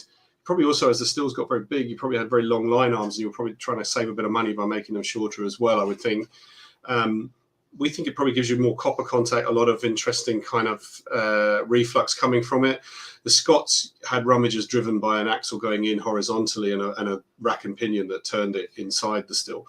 And now there aren't. I think only Tullamore Dew and ourselves have got an offset neck still now. So it's really about being able to tell that story of how the stills evolved to that style as they got bigger, direct fired, and had to have a stirrer in them from the wash still.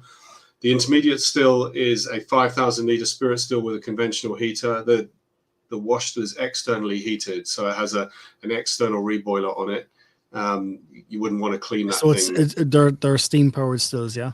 Yeah, but they're all steam powered, and the spirit still is a 3,500 litre spirit still. They're quite short, so we end up with so we get quite an oily sort of carryover for a triple distilling. The wash still is, it's filthy when you look at the kind of oiliness that comes from it. Hopefully, what you get, there's an incredible fruitiness, some serious kind of malt character to it. Dirty. Yeah, earthy. It's dirty. That's the best compliment I can get. It's a dirty distillate. I love that. It's. I don't know what your cut points are, but to me that you're going a bit deeper into the tails there than the standard 68. We'll say, I'd imagine, and I'm just guessing, low 60s. No, so interestingly, Laurie, so 60. So the head cut, the top cut is 82, and then we go down to 67. Whoa. Okay. Yeah, so we don't go very far. What that's we not fair found at is all. that sort of 67.5 is where that seaweedy, iodine taste comes in. We don't particularly like that, so we cut it out. And so we're finding is in the cask that the phenol content is coming up. So we're getting a much sort of smokier profile. I thought it was too clean as a new make. I thought it was too elegant, a bit too. I kind of loved it, but I kind of felt I did have a gut reaction that was maybe it's a bit too clean. But it is really coming together nicely. So and the sherry is even richer. So I'll have to get a tasting or something with you guys sometime. We can kick it around. But it's Cork Whiskey Fest next March. Jim, bring it down and there we go. Well, if it's on Paddy's Day, then it's my birthday as well, so we can have a proper crack at it. Cork Whiskey Fest will always be the weekend after Paddy's Day, so you have the opportunity to come and enjoy Paddy's Day, hang around for a few days, and then finish off your trip in Cork Whiskey Fest. Superb. Well, so it is. It's kind of got that earthy. Interestingly, when it's in the wash still, coming through the spirit safe, it has a real kind of cucumber, like a cooked cucumber kind of taste to it, which is really quite, not cucumber, cooked celery kind of taste, which is really quite interesting. The guys are, I have to say, Laurie, they don't trust me with the distillery anymore, so I seldom get to distill. So Graham Bell and sort of Paddy and Cahill, John, Rhoda and the rest of the team. The boys run it like clockwork. I listened to the sort of, was it 135 distillates? We make peated pot still, which is a 50-30-20. So 50% peated malt, 30% raw barley, and 20% malted peated oats, plus the single malt. And we have a heavy peat and a medium peat. So we have a 50 ppm and a 25 ppm.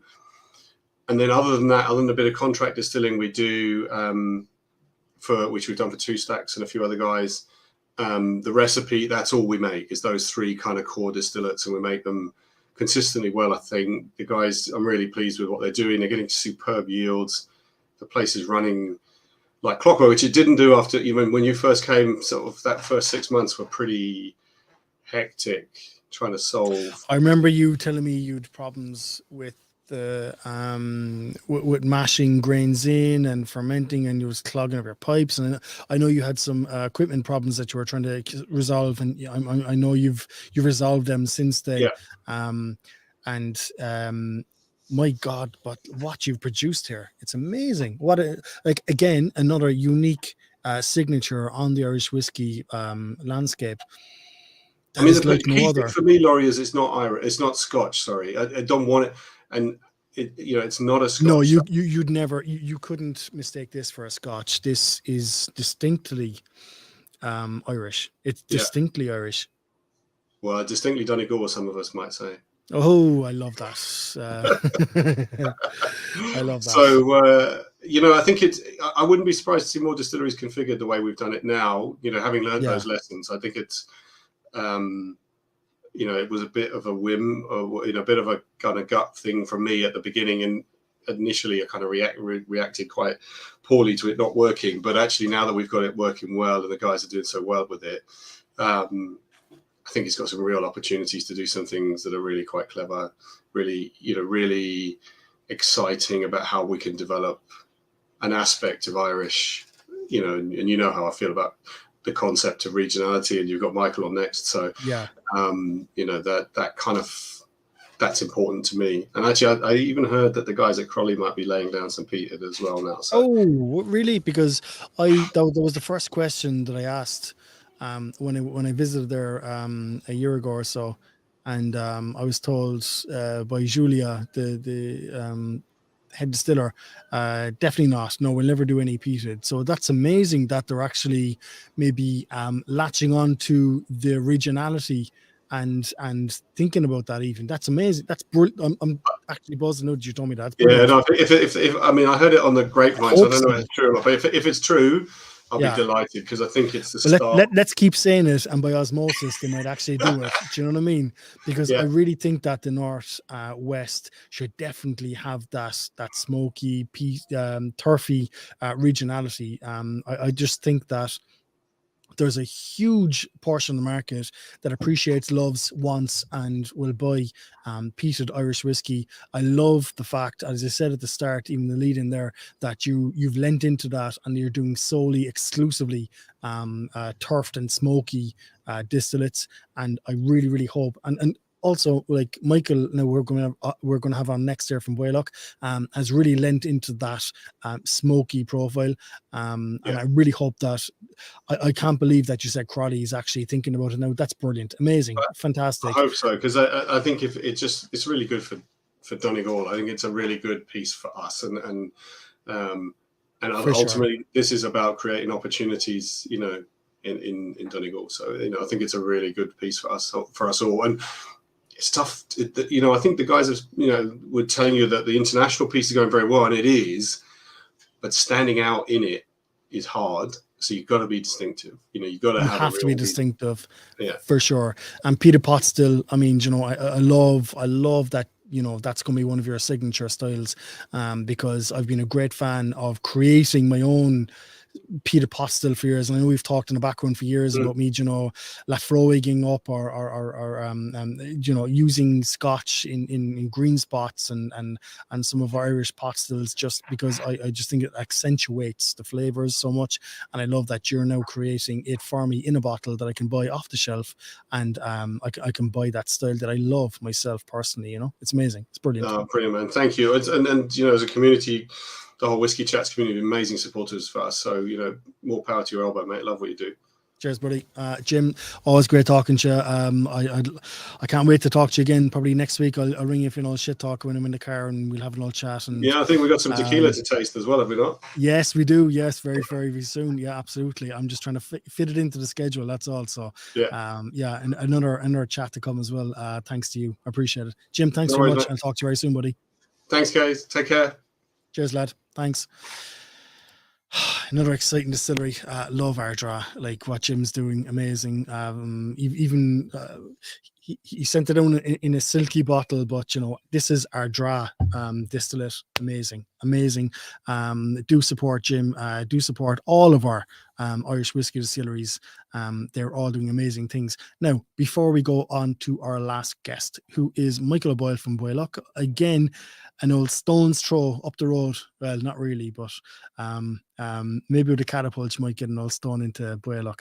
We're going to have a last song, and we are going to go to the Polly Boy again. And I had to save this song for before we go to Baoilleach, because it is it's the perfect introduction to Michael O'Boyle above in Baoilleach. So I'll hand you over to Polly, and he'll take it for the next 4 minutes, and I hope you enjoy it.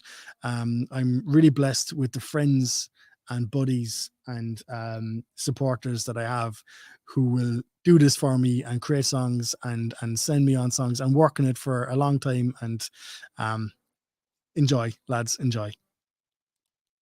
Hope everyone's enjoying themselves tonight. One more song. Well, we don't know. I'm drinking a drop of the Creator tonight by Baoilleach Distillery and Michael O'Boyle. It's something that blew me socks off, and unfortunately can't be got anymore. So that brought me to thinking about a song, and we'll sing the Creator. Let your coax and newspapers be cutting their capers about curing the vapours, the scratch or the gout. With their medical potions, their serums and lotions, upholding their notions, they're mighty put out. Who can tell the true physic of all that's pathetic, and pitch to the devil cram, colic and spleen? I know it, I think, if you take a big drink, put your mouth to the brink of a jug of poachine. So stick to the Creator, the best thing in nature, for sinking your sorrows and raising your joys. Oh, what botheration, no dose in the nation can give consolation like poaching me boys. While a child in me cradle, a nurse with me ladle, was filling me mouth with a notion of pap, when a drop from the bottle fell into me throttle, I stumbled and capered clear out of her lap. On the floor I lay bawling and screaming and calling, till me mother and father were called to the fore. All sobbing and sighing, they feared I was dying, but soon found I only was crying for more. So stick to the Creator, the best thing in nature, for sinking your sorrows and raising your joys. Oh Lord, how they'd chuckle if babes in their truckle, they only could suckle on poaching me boys. Through my youthful aggression and times of depression, my childhood impression still clung to me mind. And at school or at college, the basis of knowledge I never could gulp without whiskey combined. And as older I'm growing, time's ever bestowing on Aaron's potation a flavour so fine. And how they made lecture and Jove in their nectar, itself is the only true liquid divine. So stick to the Creator, the best thing in nature, for sinking your sorrows and raising your joys.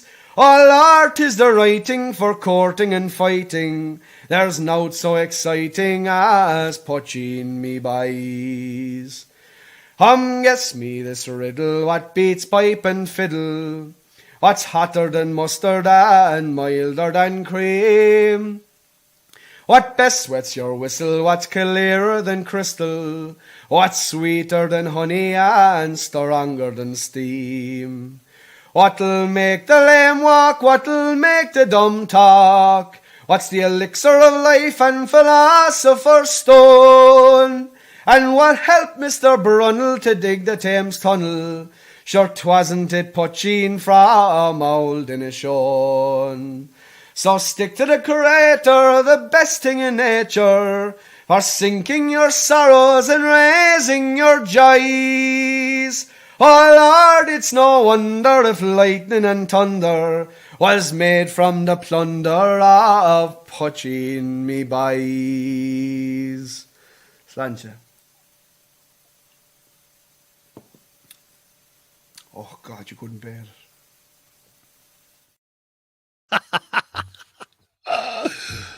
Some boy to Polly boy. Nice one, kid. Love the old pipes and you, kid. Nice one. Thanks, Polly. I appreciate that. So, no further ado, we'll bring in Michael O'Boyle, above and Donegal, the king, the creator. What's the crack, lad? How is it going? He's some Jesus. lad, isn't he? Man. Look, to be honest, he does have a real classic voice, and it's a classic song. Like, just replay it, Laurie, for a few minutes. I'd love to. Do you know, I'll stick it on again at the end. He's some, like, you know, I don't know. He's got that classic Irish voice, doesn't he? Yeah. It's kind of mixture of nearly kind of operatic. He's a real Shanachie. Tone, like, you know, and I always tell Paul he's a Shanachie. Like, you know, he's not a singer, he's a Shanachie. And a Shanachie in Ireland has got that status as this real true, you know, your voice is an instrument rather than you're a singer. You know, Shanachie is a massive compliment, I think, in Ireland. Oh yeah, but he can sing. Yeah. That's the thing. Shanachie, like, you know. Yeah, but geez, when you have a mixture of both, that's the thing. But you know, that song, I could sit here for an hour and listen to him sing that song. Is that where your creator release came from? Was that the inspiration, or was it a more local inspiration? No. Well, I kind of, you know, picked up the word, you know, years ago, and you know, like when you're doing distilling, you're interested in these things or whatever, you kind of, you know, the internet, you search around here, there, you know, it's mentioned here or there, and eventually you get the picture of what you know is supposed to be, and the kind of background it came from and all that type of stuff. And then you know, I've been making Mulroy Bay poaching and that type of stuff, but there was kind of, I wanted to do something that was kind of real, kind of harping back to that type of idea. You know, you're just taking the grain, you're making your spirit. Sometimes it nearly seems like the more careless you are, the more you kind of find out when it comes to distilling. You know, with mashes and you know, doing things and whatever, and you know, that all kind of feeds into the, you know, the whole reason for the creator was it's an exploration series, and then you keep reproducing either interesting mash bills or historical mash bills, and you know, it's just to keep things interesting. You know what I'm talking about, Laurie. I do, but I do indeed. We'll have an all nod in a week to that one. We'll park it there. Right, I'm going to go straight into what you sent me down, because I'm really excited about, because you sent this down and then you actually told me what it was, and I didn't actually realize that you would sent me down this cask, because we had a kind of a private conversation in the background. And you sent me down two options after this conversation. And then after I had that conversation, after I did a little kind of tasting with it with some lads, because we were trying to decide on it, you said, oh, by the way, as an afterthought, you said, oh, by the way, what I sent you down was actually that cask. And Jesus Christ, I can't believe you did that. So, like, tell people what this is, please, because this is exciting to me. Well, essentially, this is 100% peated pot still, and I think the mash bill is 50%, or I don't know, it's 45 or 50% malt. What do you mean, kind of? Yeah, like you know, love it. You know, I love it. You know, it depends how many bags you have at the time, kind of thing. Yeah. But then I think it's 10% oat and 7% rye, and everything has been, you know, smoked or peated and double distilled. And those well, this liquid is, I produced a cask of peated pot still the same liquid, and I made it in a big batch, and I filled a couple of 225 casks, and then I filled a couple of 30-liter casks, and these were the port casks that I had that were 30 liters. And this is the same as the stuff that I'm doing, the Donegal Mountain Dew, and But this was matured in a port season 30-liter cask, yeah. Yeah, and it's I think about 9 months. The cask has been used a few times, which is kind of good because, like I have kind of found the virgin oak kind of, it blankets too much. It's nearly too aggressive. Yeah. A kind of a more used cask seems to work better. But there is a great nose on it, and there's a great nose in it. Stop the lights. It's like diving into a pancake. I don't know, pancake milk, or I don't know, pancake butter. It's like diving into a swimming pool of pancake butter.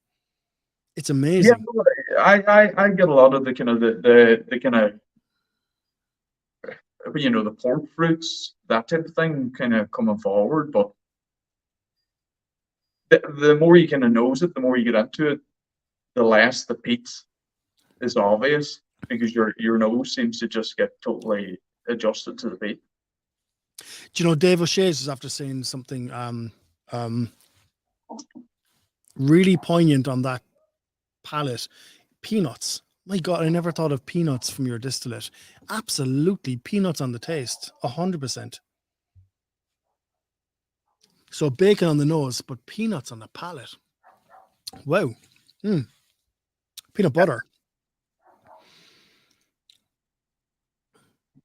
Yeah, like I never got peanut butter from one of your distillates.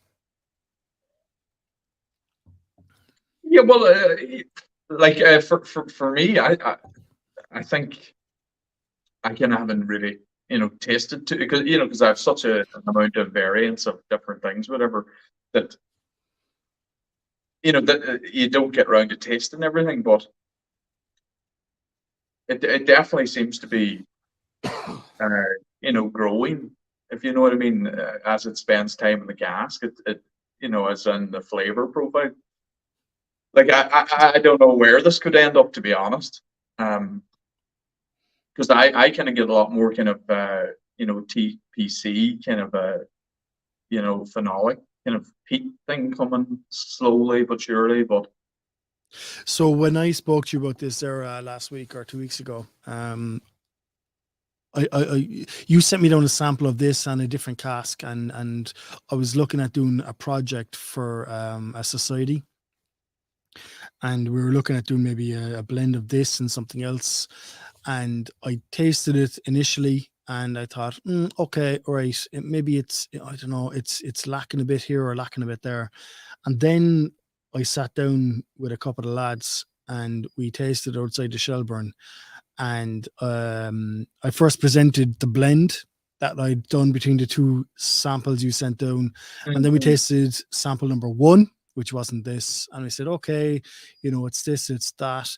And then I went to this and I went, oh, I didn't realize this was as good as it was the first time I tried it. It was the second time that jumped out at me.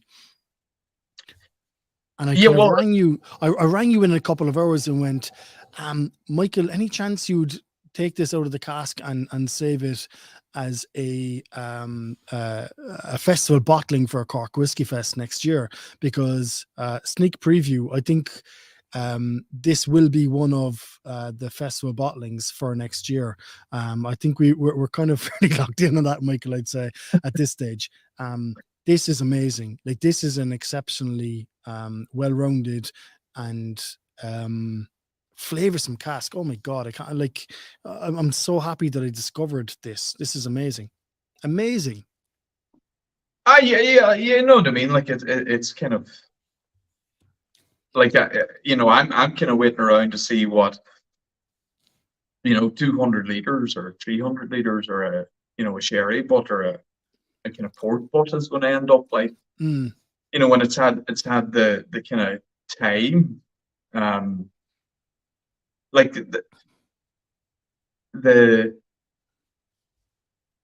I've just this real inclination that the difference between what's in the glass now and what it would be in 3 years could be very different, because of the peat.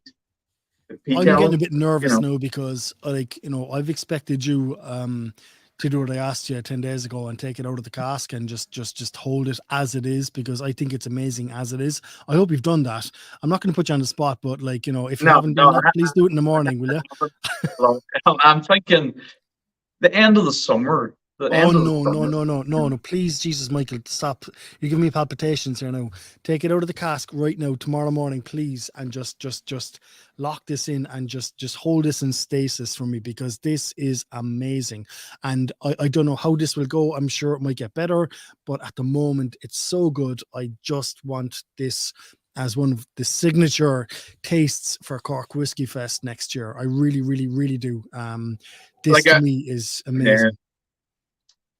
You know what I mean? To be honest, Laurie, this is the first time I've really, really had a dram with this. And I'll tell you, I haven't had well, it's not whiskey, it's kind of more like watching or something, but like the aftertaste just it goes on. Oh my God, it just forever. Like, if you took a sip of that and just stay talking to someone for 20 minutes, you could actually still go back into your mouth and still enjoy that 20 minutes later. It's that unctuous and long lasting, and there's not many whiskies, Michael, that will give you that I can think of. There really isn't. Like they just don't exist, Yeah, it kind of nearly is like you have a sucky sweet at the back of your mouth, and it's there for the next 5 minutes, and that's just it. But I'm sure the spirit is doing that, but like I've kind of got very good at seasoning the casks, and like to be honest, the 2 casks that went down, like they were seasoned with like the creme de la creme of like nice port and whatnot, and you're kind of like putting in the effort, and it's like everything, the better the wine or the port or the sherry it's coming from, it just reflects in the spirit as well. But you need to have the base spirit. 120 billion%. Your base spirit is amazing, and I know this firsthand. Can I just go to a few comments there, Michael, before they start running up, because people now are coming in big style. So Crahora, burnt maple syrup on American style pancakes, 100%. Paulie, this stuff is so good, and that Paulie is one of the biggest supporters of yourself, and biggest fans of Baoilleach. Dermot Noctin, this is like smoked almonds, 100%. Attic Drams is very confident that this will end up in our glasses. Well, if you come to Cork Whiskey Fest next year, I can nearly guarantee you there's a few bottles of this going to be knocking around, because Michael is assured me, tonight, haven't you, Michael, that you're going to decant this and put this in stasis as it is for next March, because this... Now that I've tasted it, I'm even convinced. It has to stay. It has to. This is it. This is amazing. Jim Doherty there, Hop Donegal, absolutely. I mean, what you're doing up there in the northwest of the country is amazing.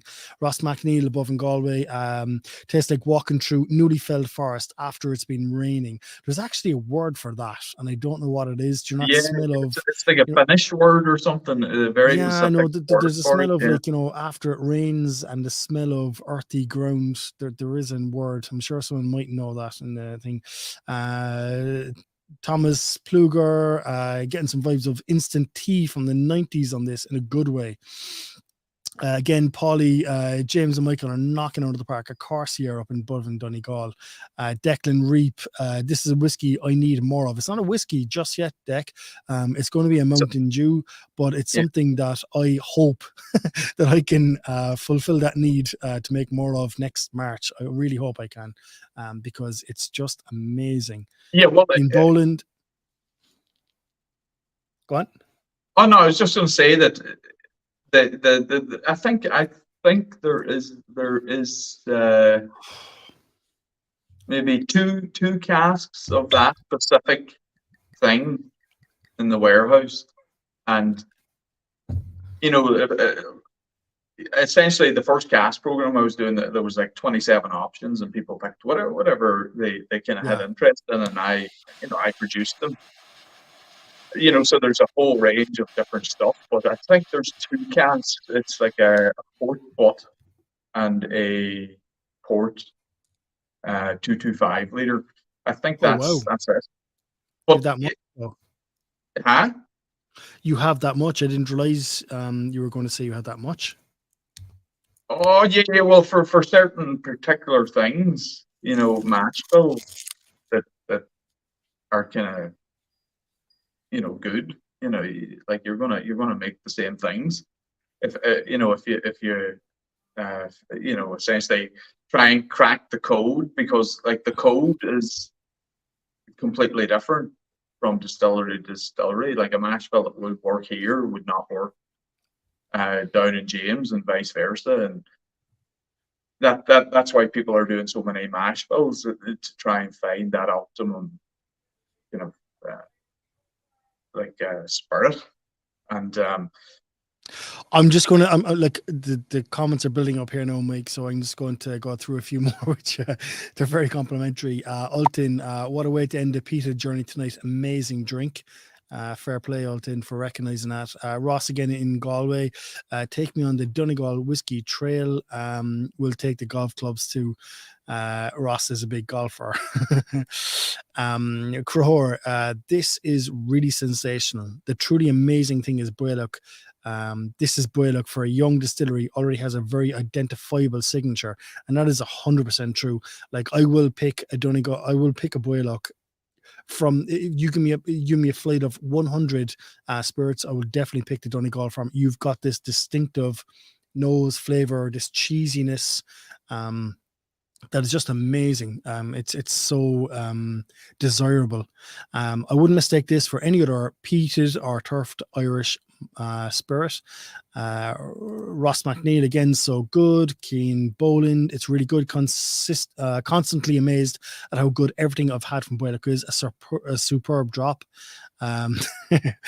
Paulie, time to crash the Baoilleach website. Absolutely, boys. Let's because Michael, you actually sell straight from the website, so when you buy from your website, you're actually supporting one of our smallest and boutique distilleries in the country. So definitely, if you enjoy Baoilleach, if you enjoy Mulroy Bay, if you enjoy Baoilleach Poitín, support Michael by going straight to what's your website again? Is it just www.baoilleachdistillery.ie.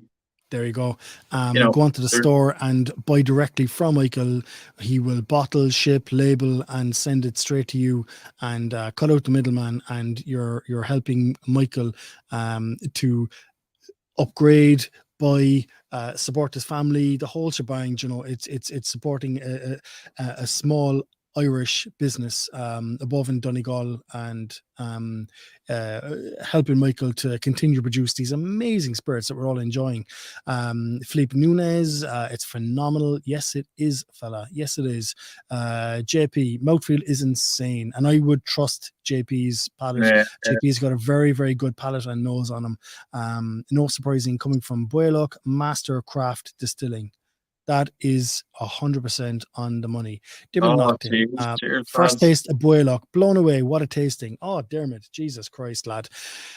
You're about to crash the website there, no kid. Get on BaoilleachDistillery.ie, and trust me, we've put you right tonight, Dermot. We've just introduced you to the most amazing distillate taste that you're going to taste, or distillery taste you're going to taste in Ireland at the moment. Kevin Murphy, absolutely loving this. Gordon, I don't know what that means, Gordon. Petrakor, is that something? I don't know what that means. I'm sure he... that probably means something amazing. Dean Fitzgerald. I don't think there's anyone in the country producing a better new make than Michael. Outstanding as always, for sure. Dean runs the... Oh, cheers, Dean. Dean runs the Whiskey Appreciation channel on Instagram as well. So absolutely. I don't know what petrichor is. There's a few lads there coming in with comments of petrichor. I don't know what that is, lads. You're gonna have to educate me on that. Yeah, Eric, I would love to know what that is. I don't know. There's 2 or 3 lads there coming with petrichor. The port cask does this job like the Marsala cask did on the Mulray Bay. Such a lovely dram. Con with a bit of support. Baoilleach Abu. Yeah, could you get a more Irish comment than that? Ultin is asking a question. When is Crater 2 due, and what is it going to be? Do you know what it is, Michael? Yeah. Well, the Crater number 2 was voted on by the Friends of Irish Whiskey, and myself and what's his name again? Who, Ian, is it? No, not Ian. It's Persona. John McDougall. John McDougall. And I think the vote went. I think it was like 25% maize, 30% malt, 6% spelt, and some rye. I don't even know, but it went to the vote, and there was a huge amount of things up there. There was like there was 4 choices, and there was like peated oat and peated malt together, and there was a load of things. But this is what people picked, and that's what we're going to make. And it's just going to be see how it pans out. This is the mash bill. Never did it before, and we'll just, good or bad or indifferent or whatever it might be, that's the mash bill. And so after me educated, I know, Michael, petrichor is the smell of soil after rain. What we were talking about earlier on. That's what petrichor is. I'm gonna have to remember that. Petrichor. Is it Finnish, or that sounds like Spanish or something? Petrichor, French. Maybe? I haven't a clue of the etymology of that, but petrichor is the smell of soil after rain. That's what we were saying earlier on. But absolutely, that earthiness, that you get, that smell of rain in the forest or whatever. Yeah. I definitely understand it. To be honest, Laurie, I've finished my sample and I don't have any more. Stop. Really? Yeah. Well, I'm not going to go down to the distillery or to the barrel house at this stage. Well, you know what I mean. I'll probably pour myself a drop of this Marsala, Donegal Mountain Dew. Oh, very good. And I know that Cahir is after saying it's Greek. Petrichor is Greek. Oh, petrichor. Yeah. Definitely sounds Greek now that you hear it. Yeah, Paulie knows trying to sound posh. He says there's a banging petrichor off that, lads.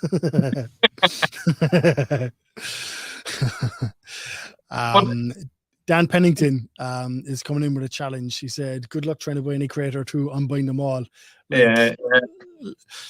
I don't know. Like, Dan, I think, bought up every last reserve stock of the Crater 1. I think it was like 30 bottles, was it? Yeah. Over Cork Whiskey Fest, in fairness to him.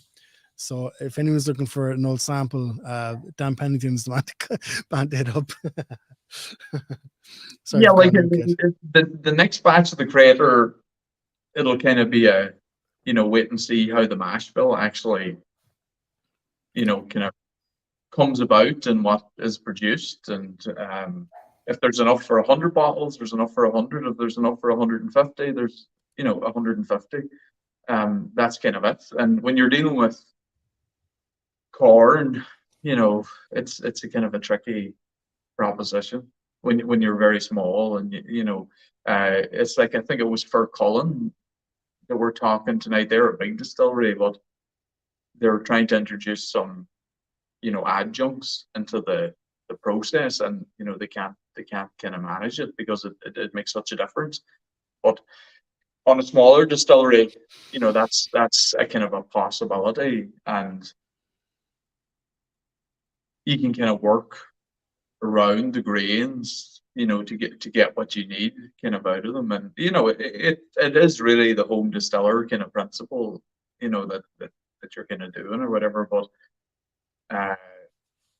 into the future, I think a certain amount of the production that I do will be these kind of quirky kind of barrels, and just pick a really interesting mash bill and produce that, and then see what it produces and what over the longer time scale to figure out, if I'm making a 100% corn whiskey or something, what do I do? How do I distill it? When you kind of learn the craft of the whole thing, and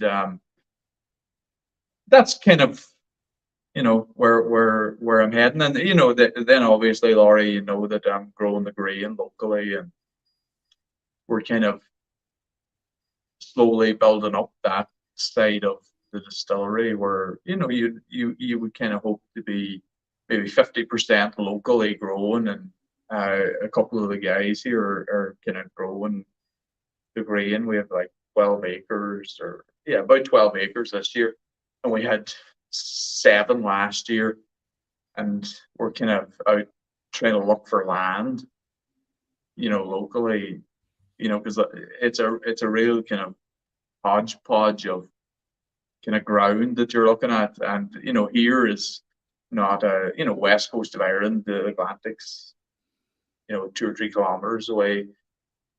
The land isn't exactly perfect, but you can get that low yield that can produce really good spirit. And that's kind of the other aspect. Like, we would probably hope to be like 50-50. You kind of be 50% kind of locally grown spirit, or grain, and we produce a spirit that's just local. And then we would do kind of other spirits that would be kind of quirky kind of mash bills, because you're never going to grow rye here, or no, you're going to grow rye, but you're not going to grow maize or maybe wheat. Like, you're just not going to grow wheat in Donegal. You're not. Crahor is after coming into the question there, Mike. Will the ceramic bottles be ongoing for the Creator series? Oh yeah, it's going to be the exact same label, literally. Yeah. All that it's going to change is, instead of Miva, it's going to be another name, and the back Love details. Like, to be quite honest, it's more of a kind of a passion kind of production rather than anything that you're gonna make any money on or whatever. But it's kind of like trying to pinpoint certain things within certain mash bills that you can bring on to do other things. Like the first one was the single malt, heavily peated, and that is pure traditional kind of Donegal potching, and that's what the song is about. The Creator, it's about Donegal spirit in London. Boys drinking it, digging tunnels and working as navvies. That is what the spirit is. Single malt, heavily peated, double distilled, pretty loose on the old tails, and kind of doing your best to kind of pick out the best distillation, and all those type of things. But the the next installment is kind of more of an unknown, because I don't know anybody that has produced a mash bill with spelt and corn, for sure. and other things. But like a lot of the distilleries, like even tonight, like everybody has, like, out of the, I think it's 10 samples, is it?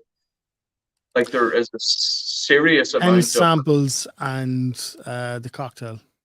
Yeah. And there is a serious amount of differentiation between all those different spirits coming from 10 different distilleries. And we're literally, we are only in the very early kind of steps of, you know, the kind of rejuvenation of Irish whiskey, I suppose. For sure. Michael, I'm going to leave you here with two comments. So I've this one here from Dan Pennington. Baoilleach is easily my favorite distillery in the country, coming out with some insane flavorable distillates. Michael, is that aged rum being released anytime soon? I think that he's referring to a bottle you had at Cork Whiskey Fest. Yeah, that's going to be coming out probably. I think I'll probably bottle it in maybe October. And Okay. then What age is that going to be? that is going to be 2 years and 2 years and like eight or 9 months. It's actually could be possibly the oldest spirit I've ever produced. Right, well, Or Kevin ever Murphy bottled. there is on the way up to Donegal at the moment. He said, I'll get a spin up right now if you get the rum, if that's ready. So he's on the way. He's on the fucking way. Crahor, last comment. Costello's Brewing in Kilkenny do a spelt beer because he's a celiac. So, yeah, there is people doing things with spelt.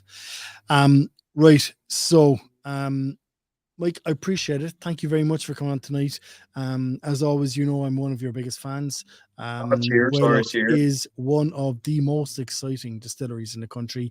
You're one of the smallest. You are producing some of the biggest flavors. I think you're producing some of the most exciting, diverse, flavoursome spirits in the country, on the island of Ireland. And I know in 5 years' time when I'm talking to you, and you know, the Americans and the Europeans are going to be pulling you from all sorts of different directions, and you know, you've notions of, you know, quadrupling the size of the distillery because you can't keep up with supply.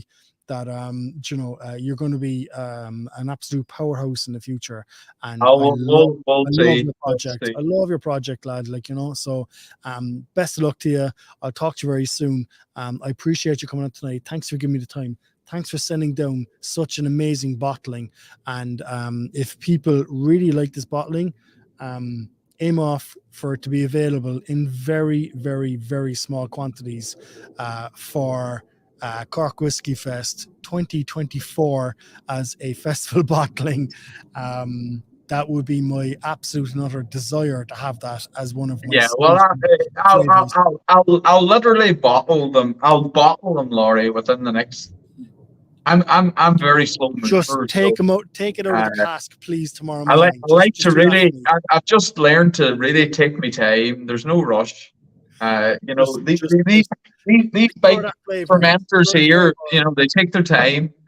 Take it out in the morning. Just, I don't know, throw it into, you know, you're past the bowl. I don't care what you throw it into. Just take it out of the cask and secure that flavor for me, because that is amazing. Fair play to you. Nice one, Michael. I appreciate it.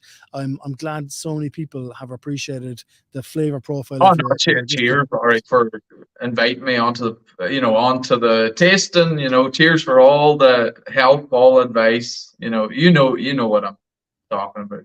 Thanks, buddy. I appreciate it. Cheers. I'll chat to you there tomorrow or so. All right, bud. Take it easy. Bye. Cheers, nice one. Oh, amazing. Jesus. Bombarded with amazing flavor profiles tonight from the Irish whiskey industry. Absolutely amazing. Thanks everyone. Thanks everybody for coming with the comments. I'm just going to pop up a few of them as I'm speaking there. I really do appreciate everyone who supported me so far in the podcast. I'm always looking to bring the most interesting people who I perceive to be the most influential in the Irish whiskey landscape, because Irish whiskey isn't just about whiskey. It's about gin. It's about absinthe. It's about beer. It's about cocktails. It's about bitters. It's about Irish brandy. It's about so many things, and to appreciate all of it is to be able to understand the Irish whiskey industry as a whole. And I do my best to talk to as many people as I find interesting in the Irish whiskey industry. I have loads of podcasts coming up. I'm going to Dublin on Monday. I'm staying there for 3 days, and I've got 9 podcasts lined up over 3 days. I will be banging out those podcasts nice and quick over the next couple of weeks. So I hope you all tune in, enjoy my chats, and enjoy the people that I'm after bagging for really, really interesting discussions and understandings of the broader Irish whiskey industry. Thanks everybody for coming on tonight. I really appreciate you buying the tasting packs, of tuning in, of wanting to be a part of this journey that I'm on, my apprenticeship, as I call it, in Irish whiskey. And I will hopefully see you all next year at Cork Whisky Fest 2024, at Irish Whiskey Awards, at Belfast Whiskey Week, at the Southeast Whiskey Festival in Wexford, at Whiskey Live Dublin, all the cool things that are going on in this country to big up Irish whiskey. And I will talk to you very, very, very soon. Thank you very much. Laters.